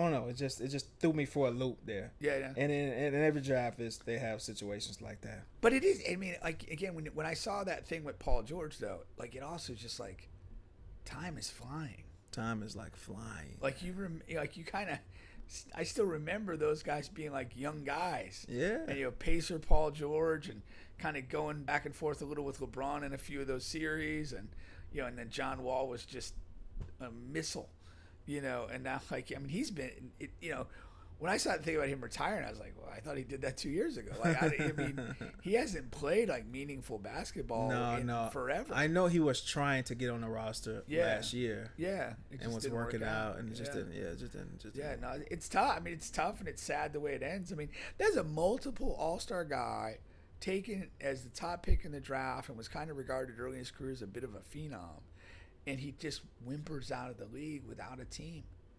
No farewell, no nothing. Guards who are speed based. It's tough. It's going to be real, like Tyrese Maxey. Like once his physical prime is over, it's going to be extremely tough to stick around in the league. I also feel though that there is. It's been a little bit debated, but there is a thing where like certain kind of types of veteran guys just reach a point where they just don't fit, like anywhere. Like Carmelo Anthony was a little bit of that, in his later years, and he did have a good spell in Portland, I think. So, Russell Westbrook's been it's been a talking point for probably the last 3 to 4 seasons. He just he's a Hall of Fame guy. He did some amazing stuff, but it's like, who needs him right now? Yeah, and in a crazy ass way, he's a physical marvel. Yeah, in a crazy ass way, LeBron's almost there. Like, there's not a trade market for LeBron. Arguably the best player in the history of the game, and a guy that's still putting up numbers. This isn't Kareem in his last few seasons, not averaging double figures. This guy's still dropping 20, and there's no market for him for a trade. Yeah, that I'm not there with you on, but because the overall sentiment, I do typically agree with what you're saying. Yeah, it's crazy, man. It's crazy. And who else is destined for this is Embiid. Well, Embiid is already there. No, but I'm like literally a quiet removal from the league. Yeah, he's not gonna. No. Philly would be the last team. Even if this season doesn't go well, which is not, and he's somehow traded for somehow cap relief, like he's not playing for that team. Like it's like you said, it's gonna be a quiet removal, whether it's a medical retirement or that's all I'm saying. Like, that's all I'm saying. Like as opposed to a guy that like kind of wraps up his career and like, hey, I just want to play. Good. I'm playing 10 minutes here. Yeah, but not even that. I'm just simply saying, like, you go out on your own terms. Oh, okay. Like I'm like, whatever. I played a year 15, and I'm just gonna call it a career. Enjoyed it. Everyone kind of, oh, that's awesome. Great career. Congratulations. He's just gonna like whimper out. The game is going to end on the injured reserve. Yeah. It's going to end it for him. He's not ending it himself. Yeah.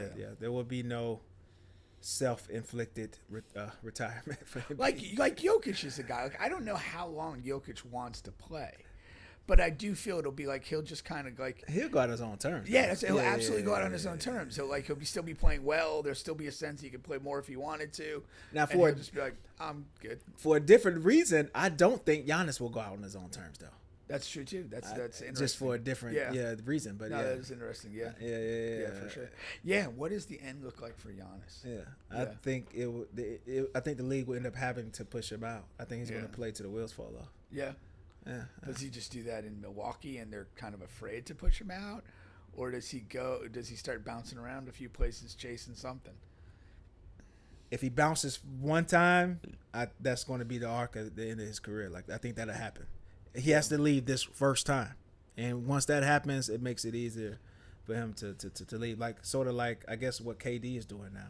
Yeah. Like if this doesn't work out in Houston, I can see KD moving again. Oh, he will. You know what I mean? He doesn't do anything else. Yeah. Like he literally just doesn't. Yeah. Other than weed, like he's just. Yeah. Like what is he gonna go do? You know. Yeah. He might be banging that big Cambridge. Now he is. Yeah. Well, yeah. I'm sure he is. They've been seen dating a couple places. She probably weighs more than him. She plays ball, right? She's something. She was in the WNBA, and then I think she left, and She's a bit of a weird person. Like, I think when she was in the Olympics last time around, she was like accused of like making some like racist remarks against like Nigerian players or something. So she's a kind of a weird person. All right, let's move it along here. Let's see here. I got a couple of these weird things here. A new law in New Jersey now allows parents to be fined or even arrested for crimes committed by their children. The question says, should they bring it to Florida? But my question to you is like, just would you do that for your child? Well, if it's the law, you don't have a choice. Huh?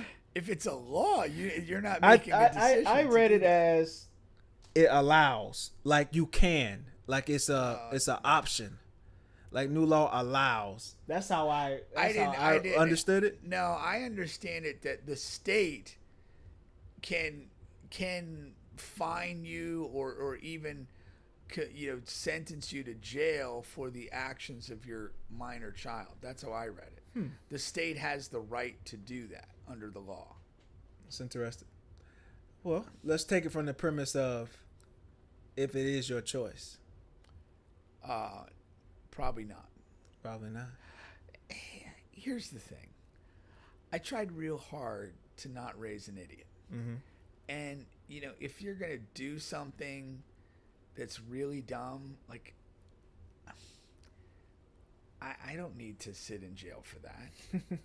And I'm already getting fined because I'm probably going to have to get you a criminal defense attorney anyway. Right. So, and if you're in jail, you're not going to be able to pay your bills. I'll probably have to do some economic cleanup on that end too. So, yeah, I've already been fined, so fuck off. Nah. I mean, if they did something glorious, then I would. And you know what I mean by glorious. Yeah. Please don't explain. Yeah. But there was this viral story that I didn't. But I want to address that. What my interpretation of that was that it allows the state to find you basically criminally culpable for the actions of your minor child. Yeah. And it's kind of, to me, that springs from this notion of like, well, the parent has the duty to control the kid, and if they can't control him, then you're going to sit in jail. Yeah. And I don't agree with that kind of heavy-handed approach. I do think parenting certainly plays a role in the development of a child. I basically just said as much in the last thing that I said. But I also recognize that there are some circumstances and factors that could be beyond your control in terms of the influences your kid may come under. And, when you're raising a kid, there are really good periods of time when they seem to be surrounding themselves with the right type of people and doing things that are good for them. And there are also times with the same kid who they may not be locked in that way. And they may be a little bit adrift or hanging with the wrong people or doing some things that aren't very good. And again, I'm not like a take away the phone and lock a kid in the basement until you think they've learned their lesson type of person. Some lessons are learned in the field, and sometimes mistakes are made. And as unfortunate as it is, I don't think you hold a parent criminally responsible for that. Now, if there's a connection between the actions of the kid and the parent, and I would point to situations where you have, easy access to firearms, and the kid takes the firearm and goes to the school. That's something if we're talking about that type of fact pattern, I don't have a problem of there being a law in the books that would put, would potentially, if you have certain elements of how the access to the gun was, or this or that, or you didn't take, some reasonably appropriate safeguards, and that can be proven, I'm okay with that. If you're a parent who,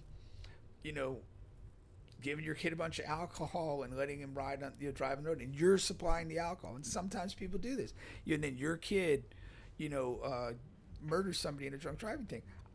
I could find, I could see that would be something there, but other transgressions where there's not like a connection to the parents' actions and following with the kids' actions, I'm not as comfortable with that. I think a that's kid an overreach. goes, robs the bank or something, or steals out of whatever. Yeah, yeah. The parent has literally no clue. Yeah, You know, like exactly. whatever. It's like, they told you that they were at school or whatever, and no, actually they're holding up Bank of America. I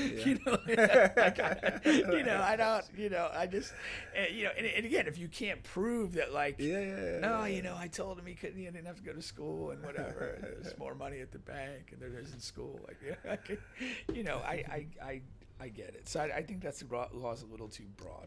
In a slightly different situation, but somewhat similar. Now there was a guy in Jacksonville, all right, and this was a viral story. We didn't talk about it in the podcast just because whatever. But it's this rapper. His name was K-Su or what have you.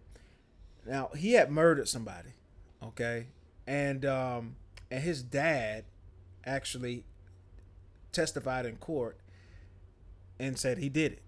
Said his son did do it because he knew, and so that was like a huge debate on whether like he should or shouldn't have done that or just shouldn't said anything at all, type of thing. And then the dad did a bunch of interviews just saying how hard it weighed on him and things like that. But it's like this is a serious. It's not like he went in the store and stole a piece of candy.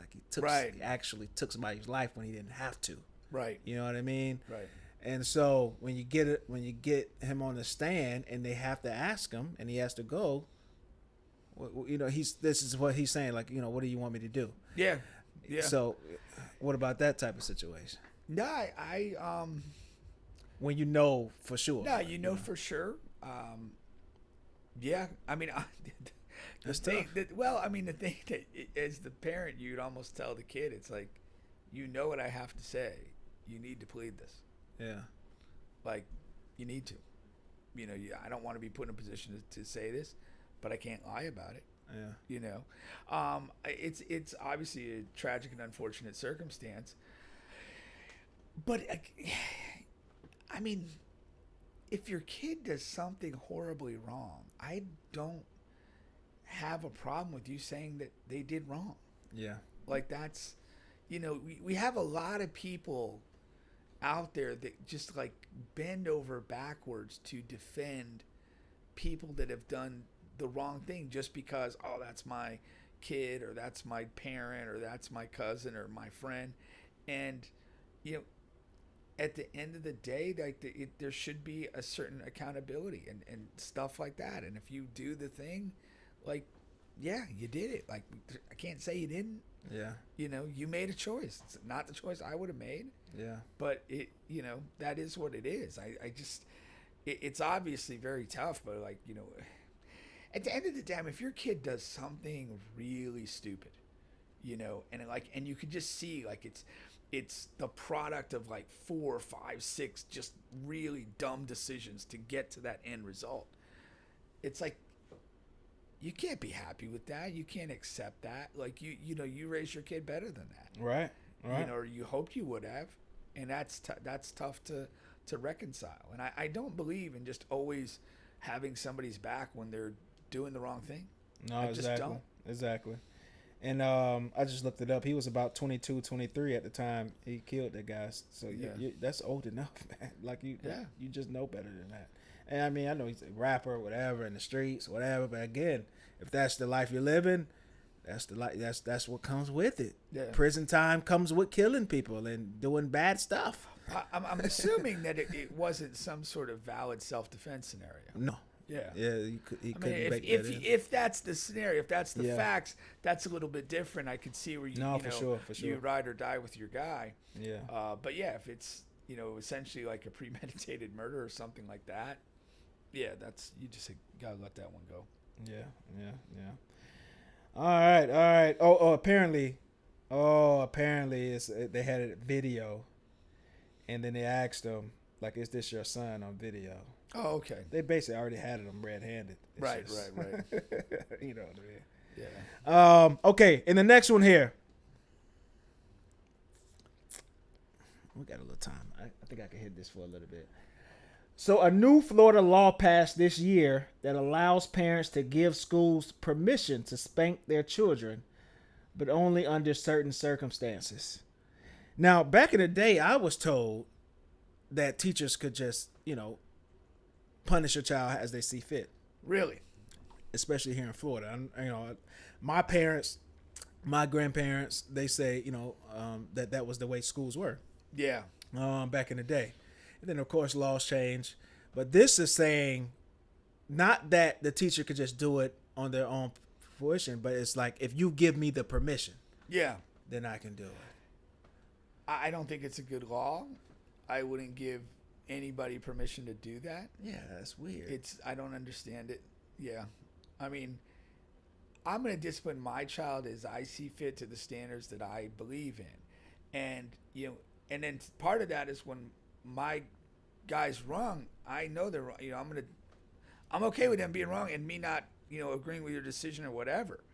But I'm not going to turn that responsibility over to somebody else that I don't really know or have any reason to trust. Yeah. I mean, that's again, craziness to me. And I'm not like, I don't know in 28 years of parenting that I've actually like spanked anybody in a meaningful way. Yeah. Like, that shit's creepy as fuck. I'll tell you, like, okay, so one time when I was a kid, and I don't know what I did, but like I got like the belt to bare ass spanking. And I wanted to kill my dad. That's what I wanted to do. Yeah. Like, that didn't teach me a lesson. That taught me hate. That's all it did. Like, I was so angry with him for doing that I didn't care what the hell it was I did. Again, there was no lesson learned. There was just literally gasoline and a match put on hatred. That's it. And so I don't understand. I mean, I'm not a spanking guy. I don't get it. I mean, maybe for erotic purposes, but not disciplinary purposes. I will say, I grew up with spankers. I don't know. I whenever I did get one as a child, I like to think, I did find that I didn't do that thing again, whatever that was. You know what I mean? Yeah. I told a story. Well, that was on Facebook. I didn't tell it on here, but I was pissing in the kitchen sink. You were? Well, yeah, because we was in a small house. And how old are you? 13, 14? I was. Damn. Maybe about 10 or 11. Oh, that's still. But that's you're in the house basically with 3 women. I got my mom and my 2 sisters, and my sisters would hold the bathroom down all fucking day. Yeah. And so to make a statement, I would. Wasn't just I had to go to the bathroom. I'm making a statement. I would, and then you tell your parents, hey, they're in the bathroom, and they don't do anything. So okay, I got something for that. Go in the kitchen sink, and I mean mid urination, man. My mom came with one of those big ass tree limbs. Jeez. Pants already down. She didn't need any work there. And went to town, and that was the last time I did that. Now, when you're pissing in the sink, like, are there like dishes and glasses? No, I cleared so the. You're pissing in the empty sink. Yeah, empty sink. That's a little bit more. But I will say, like, with my nieces or nephews or whatever, which I've had full reign to do so if I wanted to. But I do find it better to whatever. I withhold stuff, like, whatever. I'm the money man in my family or whatever. So if you're doing something I don't like or you're doing something wrong, you're just not going to get something that you want. You know what I mean? That costs money or something. That's a common trade-off. Yeah. So that's my strategy. I won't be, I won't be taking moms and pop strategy moving forward. But whatever.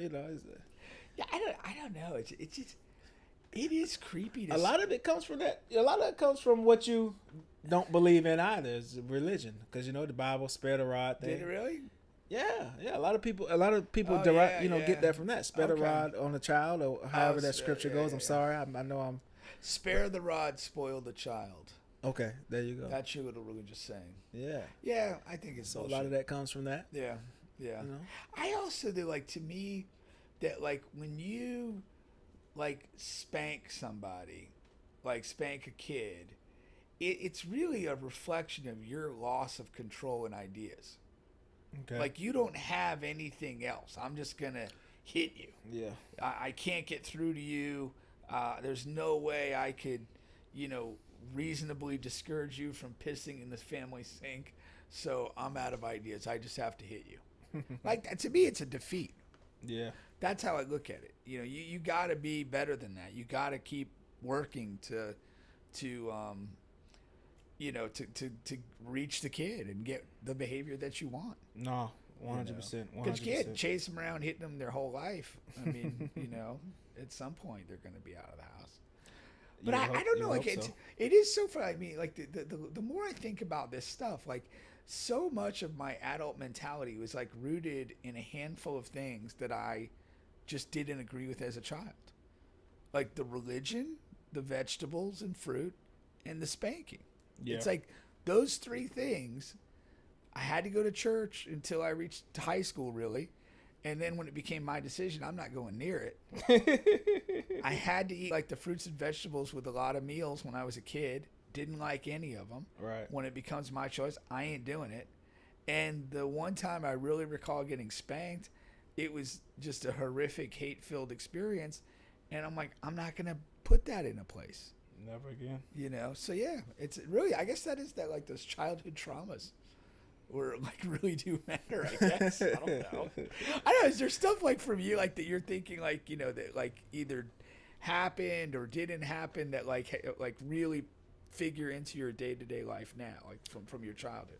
Oh, day-to-day life? Yeah. Well, I mean, like, again, I don't eat the vegetables, like, whatever. I mean, I'm not, the spanking, obviously, I'm not obsessing over that day-to-day. But just certain things that, like, happen to you and that you've, just personally, you're just kind of doing a complete opposite direction on that as an adult when you're making those decisions. 100%. So what falls in that category with you? No white liquids. No white milk, mayonnaise. No, not liquids, but like sauce. So mayonnaise, tartar sauce. Cum. It's white, ain't it? That's a clear gray substance. Okay. But literally, for real, man, I don't eat and haven't eaten any of that stuff since I was a kid. So when you were a kid, like, that was like, it was something. It was something that happened. Yeah. As a kid, it was like, it was just something that had happened. I was forced to eat like a bunch of like fucking, so it's two-pronged, right? So it was a potato salad thing, and then also there's this thing, a lot of black, maybe a lot of households, period. No, don't worry about the race. But in our house, you had to finish all of your fucking food no matter what. That was being the vegetables. Yeah. So like no matter what, you had to finish all of your food. So I guess I take that now as well, and like leftovers, like we would eat leftovers till like whatever, the third, fourth day. Like and now like I just don't eat leftovers at all. Like I've had a couple of girlfriends who hate that, like, but I just don't. I'm not a leftover guy either. I got enough money to buy new food the next day. I mean, until financial things happen, I'll go back to whatever. But for right now, I just we're starting fresh every day. Right now, I just don't have to. Whatever. No, that is funny. No, I'm a no leftover guy too. I don't. So I mean, to a degree, like I'll eat spaghetti the next day or something. But like, I'm not eating fried fish or whatever it was the next day. Like, just don't need to struggle like that. There's no good way you can reheat fried fish. It's just not. People swear by the air fryer with all sorts of things. With all sorts of things? Yeah, I keep hearing that. The air fryer is a solid choice. Yeah, but to me, I'm still not doing it. I'm just like, it's fine. I've prepared food for this. I eat as much as I can, and for the most part, like, I'll usually like make like the right amount of food. Yeah. Like if I'm like, if I'm gonna make pasta at my house, it's like I'm not gonna just cook the whole box. I'll cook like a portion if I'm kind of hungry, or if I'm a lot of hungry, I'll just cook that amount. Yeah. And like once it's in the thing, I'm gonna eat it. Like even if I gotta take a shit right after, like I'm gonna eat it. Like I'm not gonna just tap out and have leftovers. It's just a lot of stuff that they put on us that's supposed to be good. Like cold pizza is a thing. who the fuck eats next day cold pizza? I know they condition us to think Right. that that's good. Yeah, that's no, not my thing. No. I mean, maybe college or something, but who the fuck wants to wake up and say, yeah, I want some cold pizza? Yeah. No, Get the fuck out of here. That's been sitting in a box for 12 hours. I'm good if on not that. more. Yeah, like I'm real good on Yeah, that. no, I'll just get a new pizza. Yeah, I just get a new fucking pizza, man. Yeah. But yeah. And that's the other thing though too is like, okay, like I had pizza yesterday. You know, more likely than not, I'm not looking for That pizza too. today. That like, too. So I don't want to have more pizza, Yeah, like yeah. leftover pizza, Yeah. even fresh pizza. Let me go get some chicken, Facts. you know, or a taco. Facts. Yeah. For me, it's like if it's bad food, like I'm already feeling bad that I'm eating it today. 2 days in a row is a tough sell for me. It's a tough sell for me, man. Yeah, man. Unless it's like grilled chicken breast. I don't want that 2 days in a row. You know, along these lines, although it's not like leftovers, but the whole concept of meal prep, Yeah. that is insane to me. Yeah. Because I do like a certain amount of spontaneity Yeah. in what I'm going to have. Like, I cannot tell you what I'm going to have tomorrow. But at some point tomorrow, probably mid-morning, I'm going to start thinking about it. Yeah. And it'll be like, damn, I need this. I'm going to go get it. Some But, some people go all out to it. The freezer bags. Well, that's what I'm saying. I can't see. I'm not going to sit here on a Sunday Monday through Friday. Yeah, like I'm going to have whatever, like steak bites and rice on Thursday. Like, forget about it. I don't know what the hell's going to happen Thursday. I might be dead by Thursday. The vultures may be descending on me Thursday. You know, I might be Thursday's meal. Another thing that's like cousins to that premise there, you know, the heavy workout people.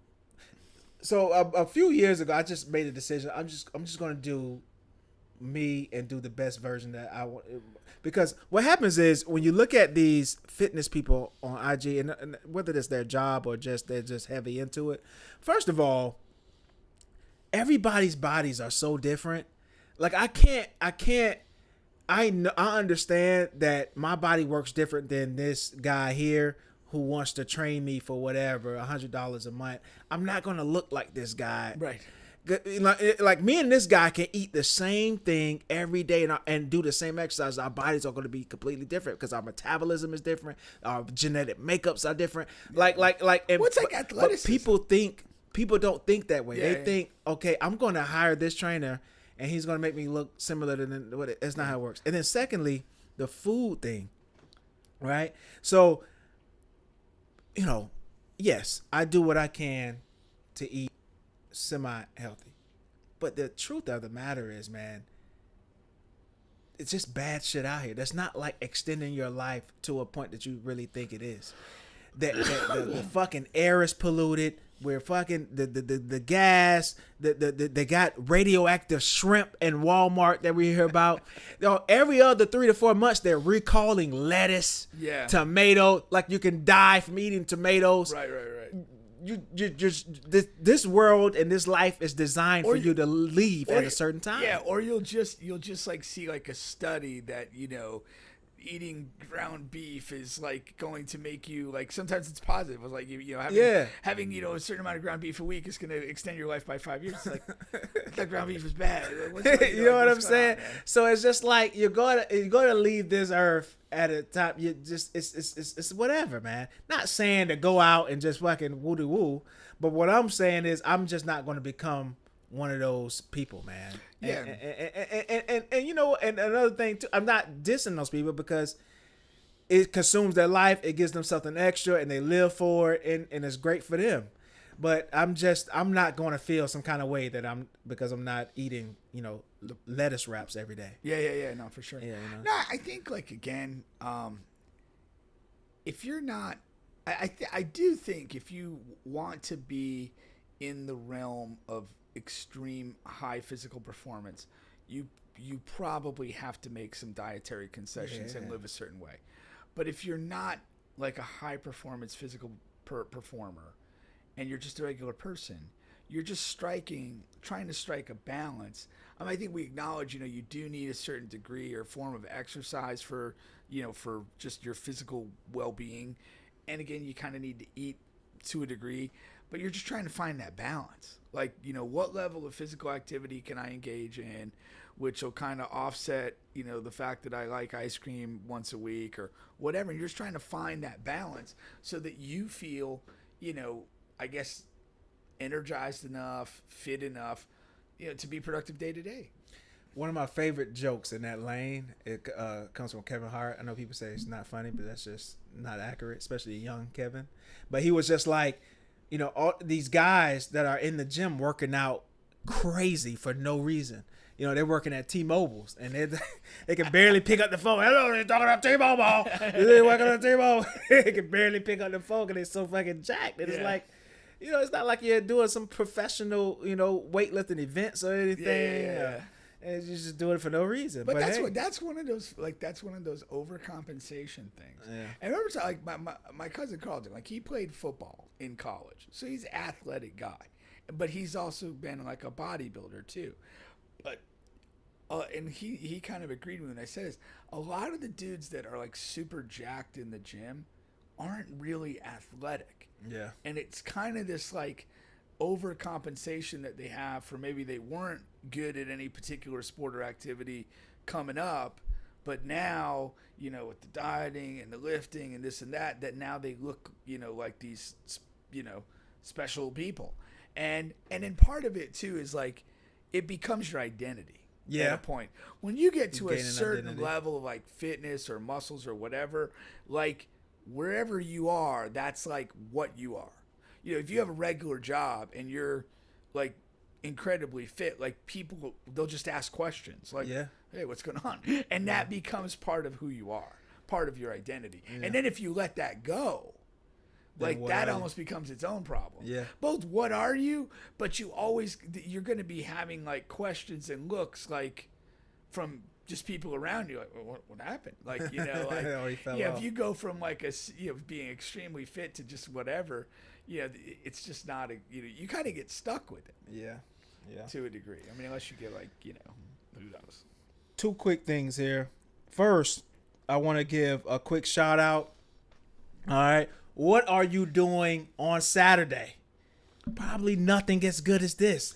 Cita in the city comes downtown to parlay. Okay, you talking about great music, Afro beats, hip hop, soca, all of that good stuff. Dance hall. You talking about cheap drinks.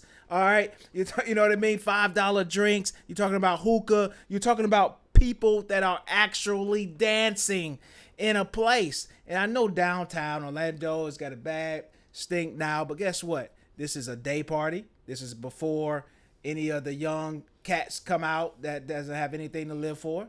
Okay, this is a day party. All right, and it's fun. People dancing, cheap drinks. I'll tell you what. Come tap me on the shoulder. You say you saw this video, I'll buy you a drink. That's how cheap they are.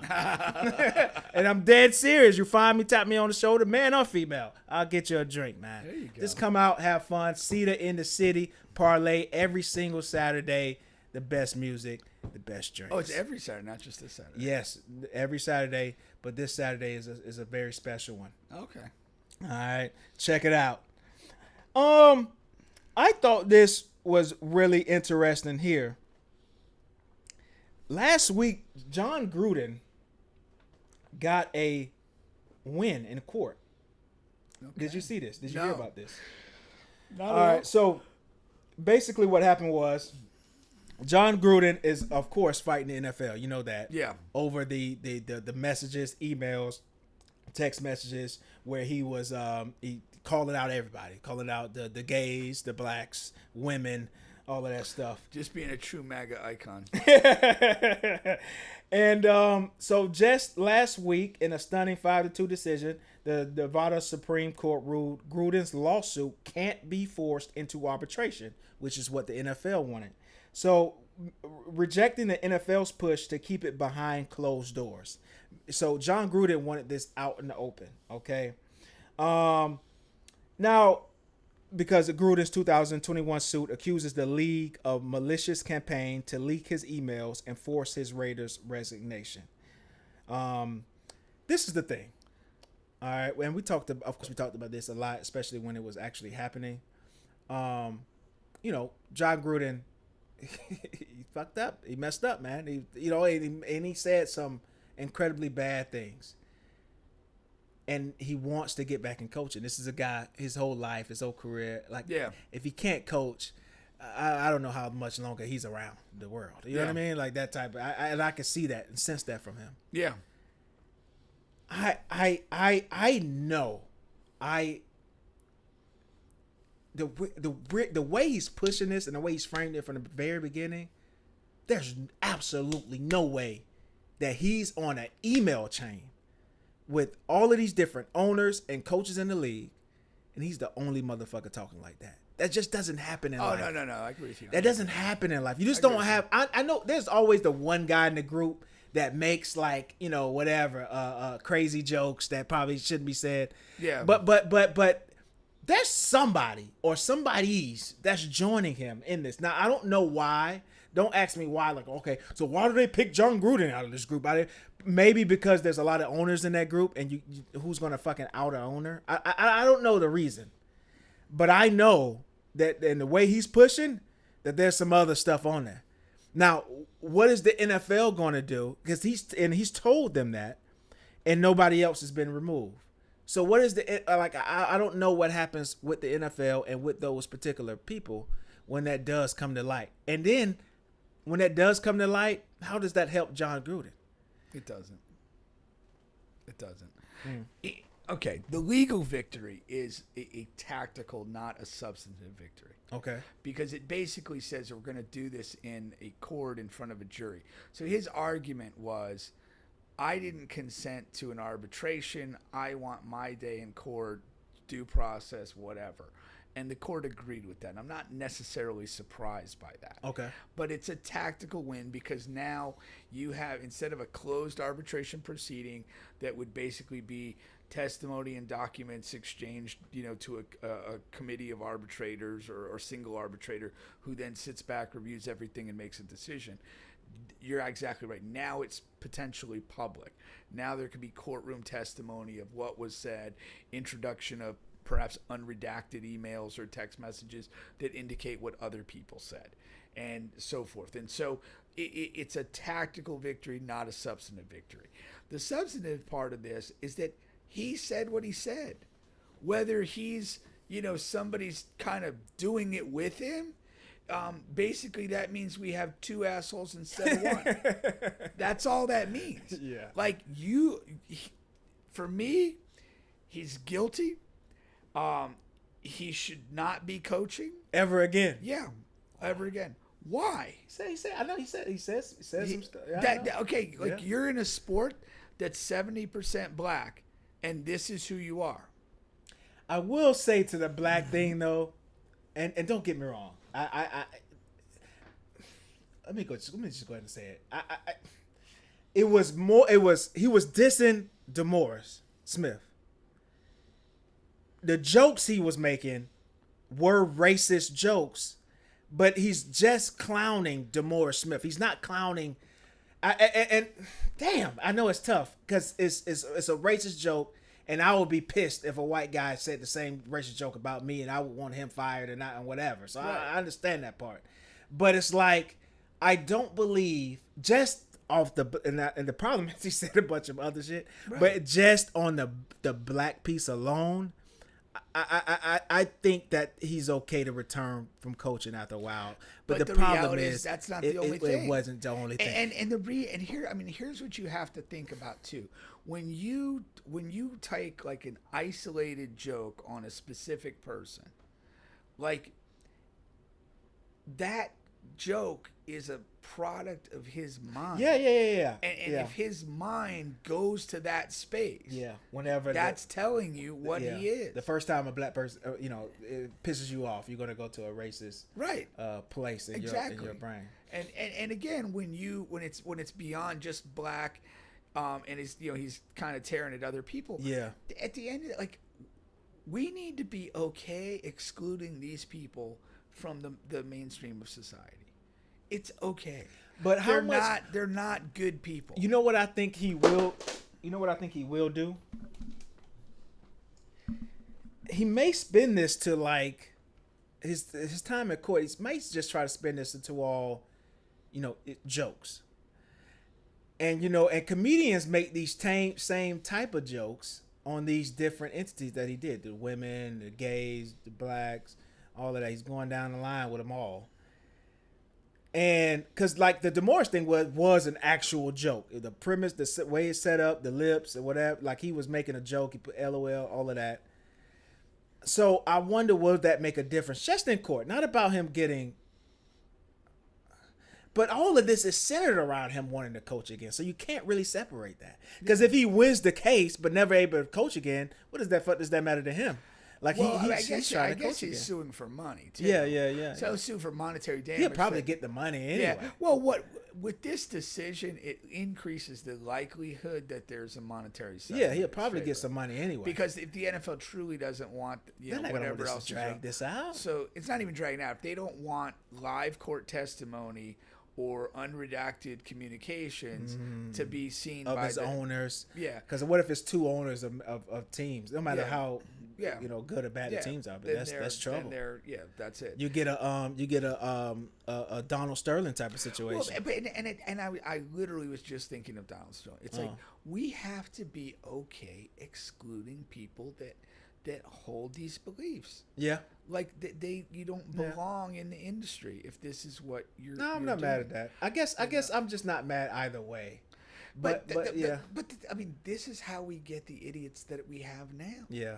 You just like low key accept all this, and it's just a joke, and these were the times, and this and that. Like, no, this is who you are, and it's kind of crazy. And the other guy that put his foot in his mouth the other day was Bruce Pearl. And he went on some rant about calling like Obama a divisive figure. And here you are coaching a 90% black college basketball team. Yeah. That's your take? Yeah. That's where division started? Well, that was just unwanted information again. He just didn't have to. I don't know if somebody asked him. Didn't have to say it, but you revealed who you are. Mm-hmm. And if Auburn decides to move on from Bruce Pearl, I'm totally happy with it. Yeah. Fuck him. Yeah. You just don't need those guys. Yeah. And probably also shows he's a Republican, probably. 100%. Yeah. Absolutely shows that, so that he's on my list. But just beyond that, like you're saying something that's just not true. Yeah. That, it's baseless, it's untimely. Obama hasn't been president in over 13 years at this point. Yeah. Like, what's that about? Talk about time flies. You sure about that? Oh no, I'm sorry, 2015. Okay, yeah. So 10 years. Yeah, but still, like, damn. Yeah, 8, 12, so 15. Yeah. Yeah, so 10 years. Yeah. Yeah, so, I mean, that's, I wouldn't have guessed that if it was on the top of my head. Yeah. Yeah, so that's crazy. I mean, that's just, what it is with these guys. So, I say run them all out. Yeah. Fire them, don't hire them, move on. All right. I'm with you. Got to be with you when you're right. That has been the show for this evening. There we go. We'll catch you guys next week. We'll have a guest in here and we'll run it up. All right. I gotta go over there. Yeah, Perry guest next week. From the Sunshine State. I hope. I really hope. Hold on.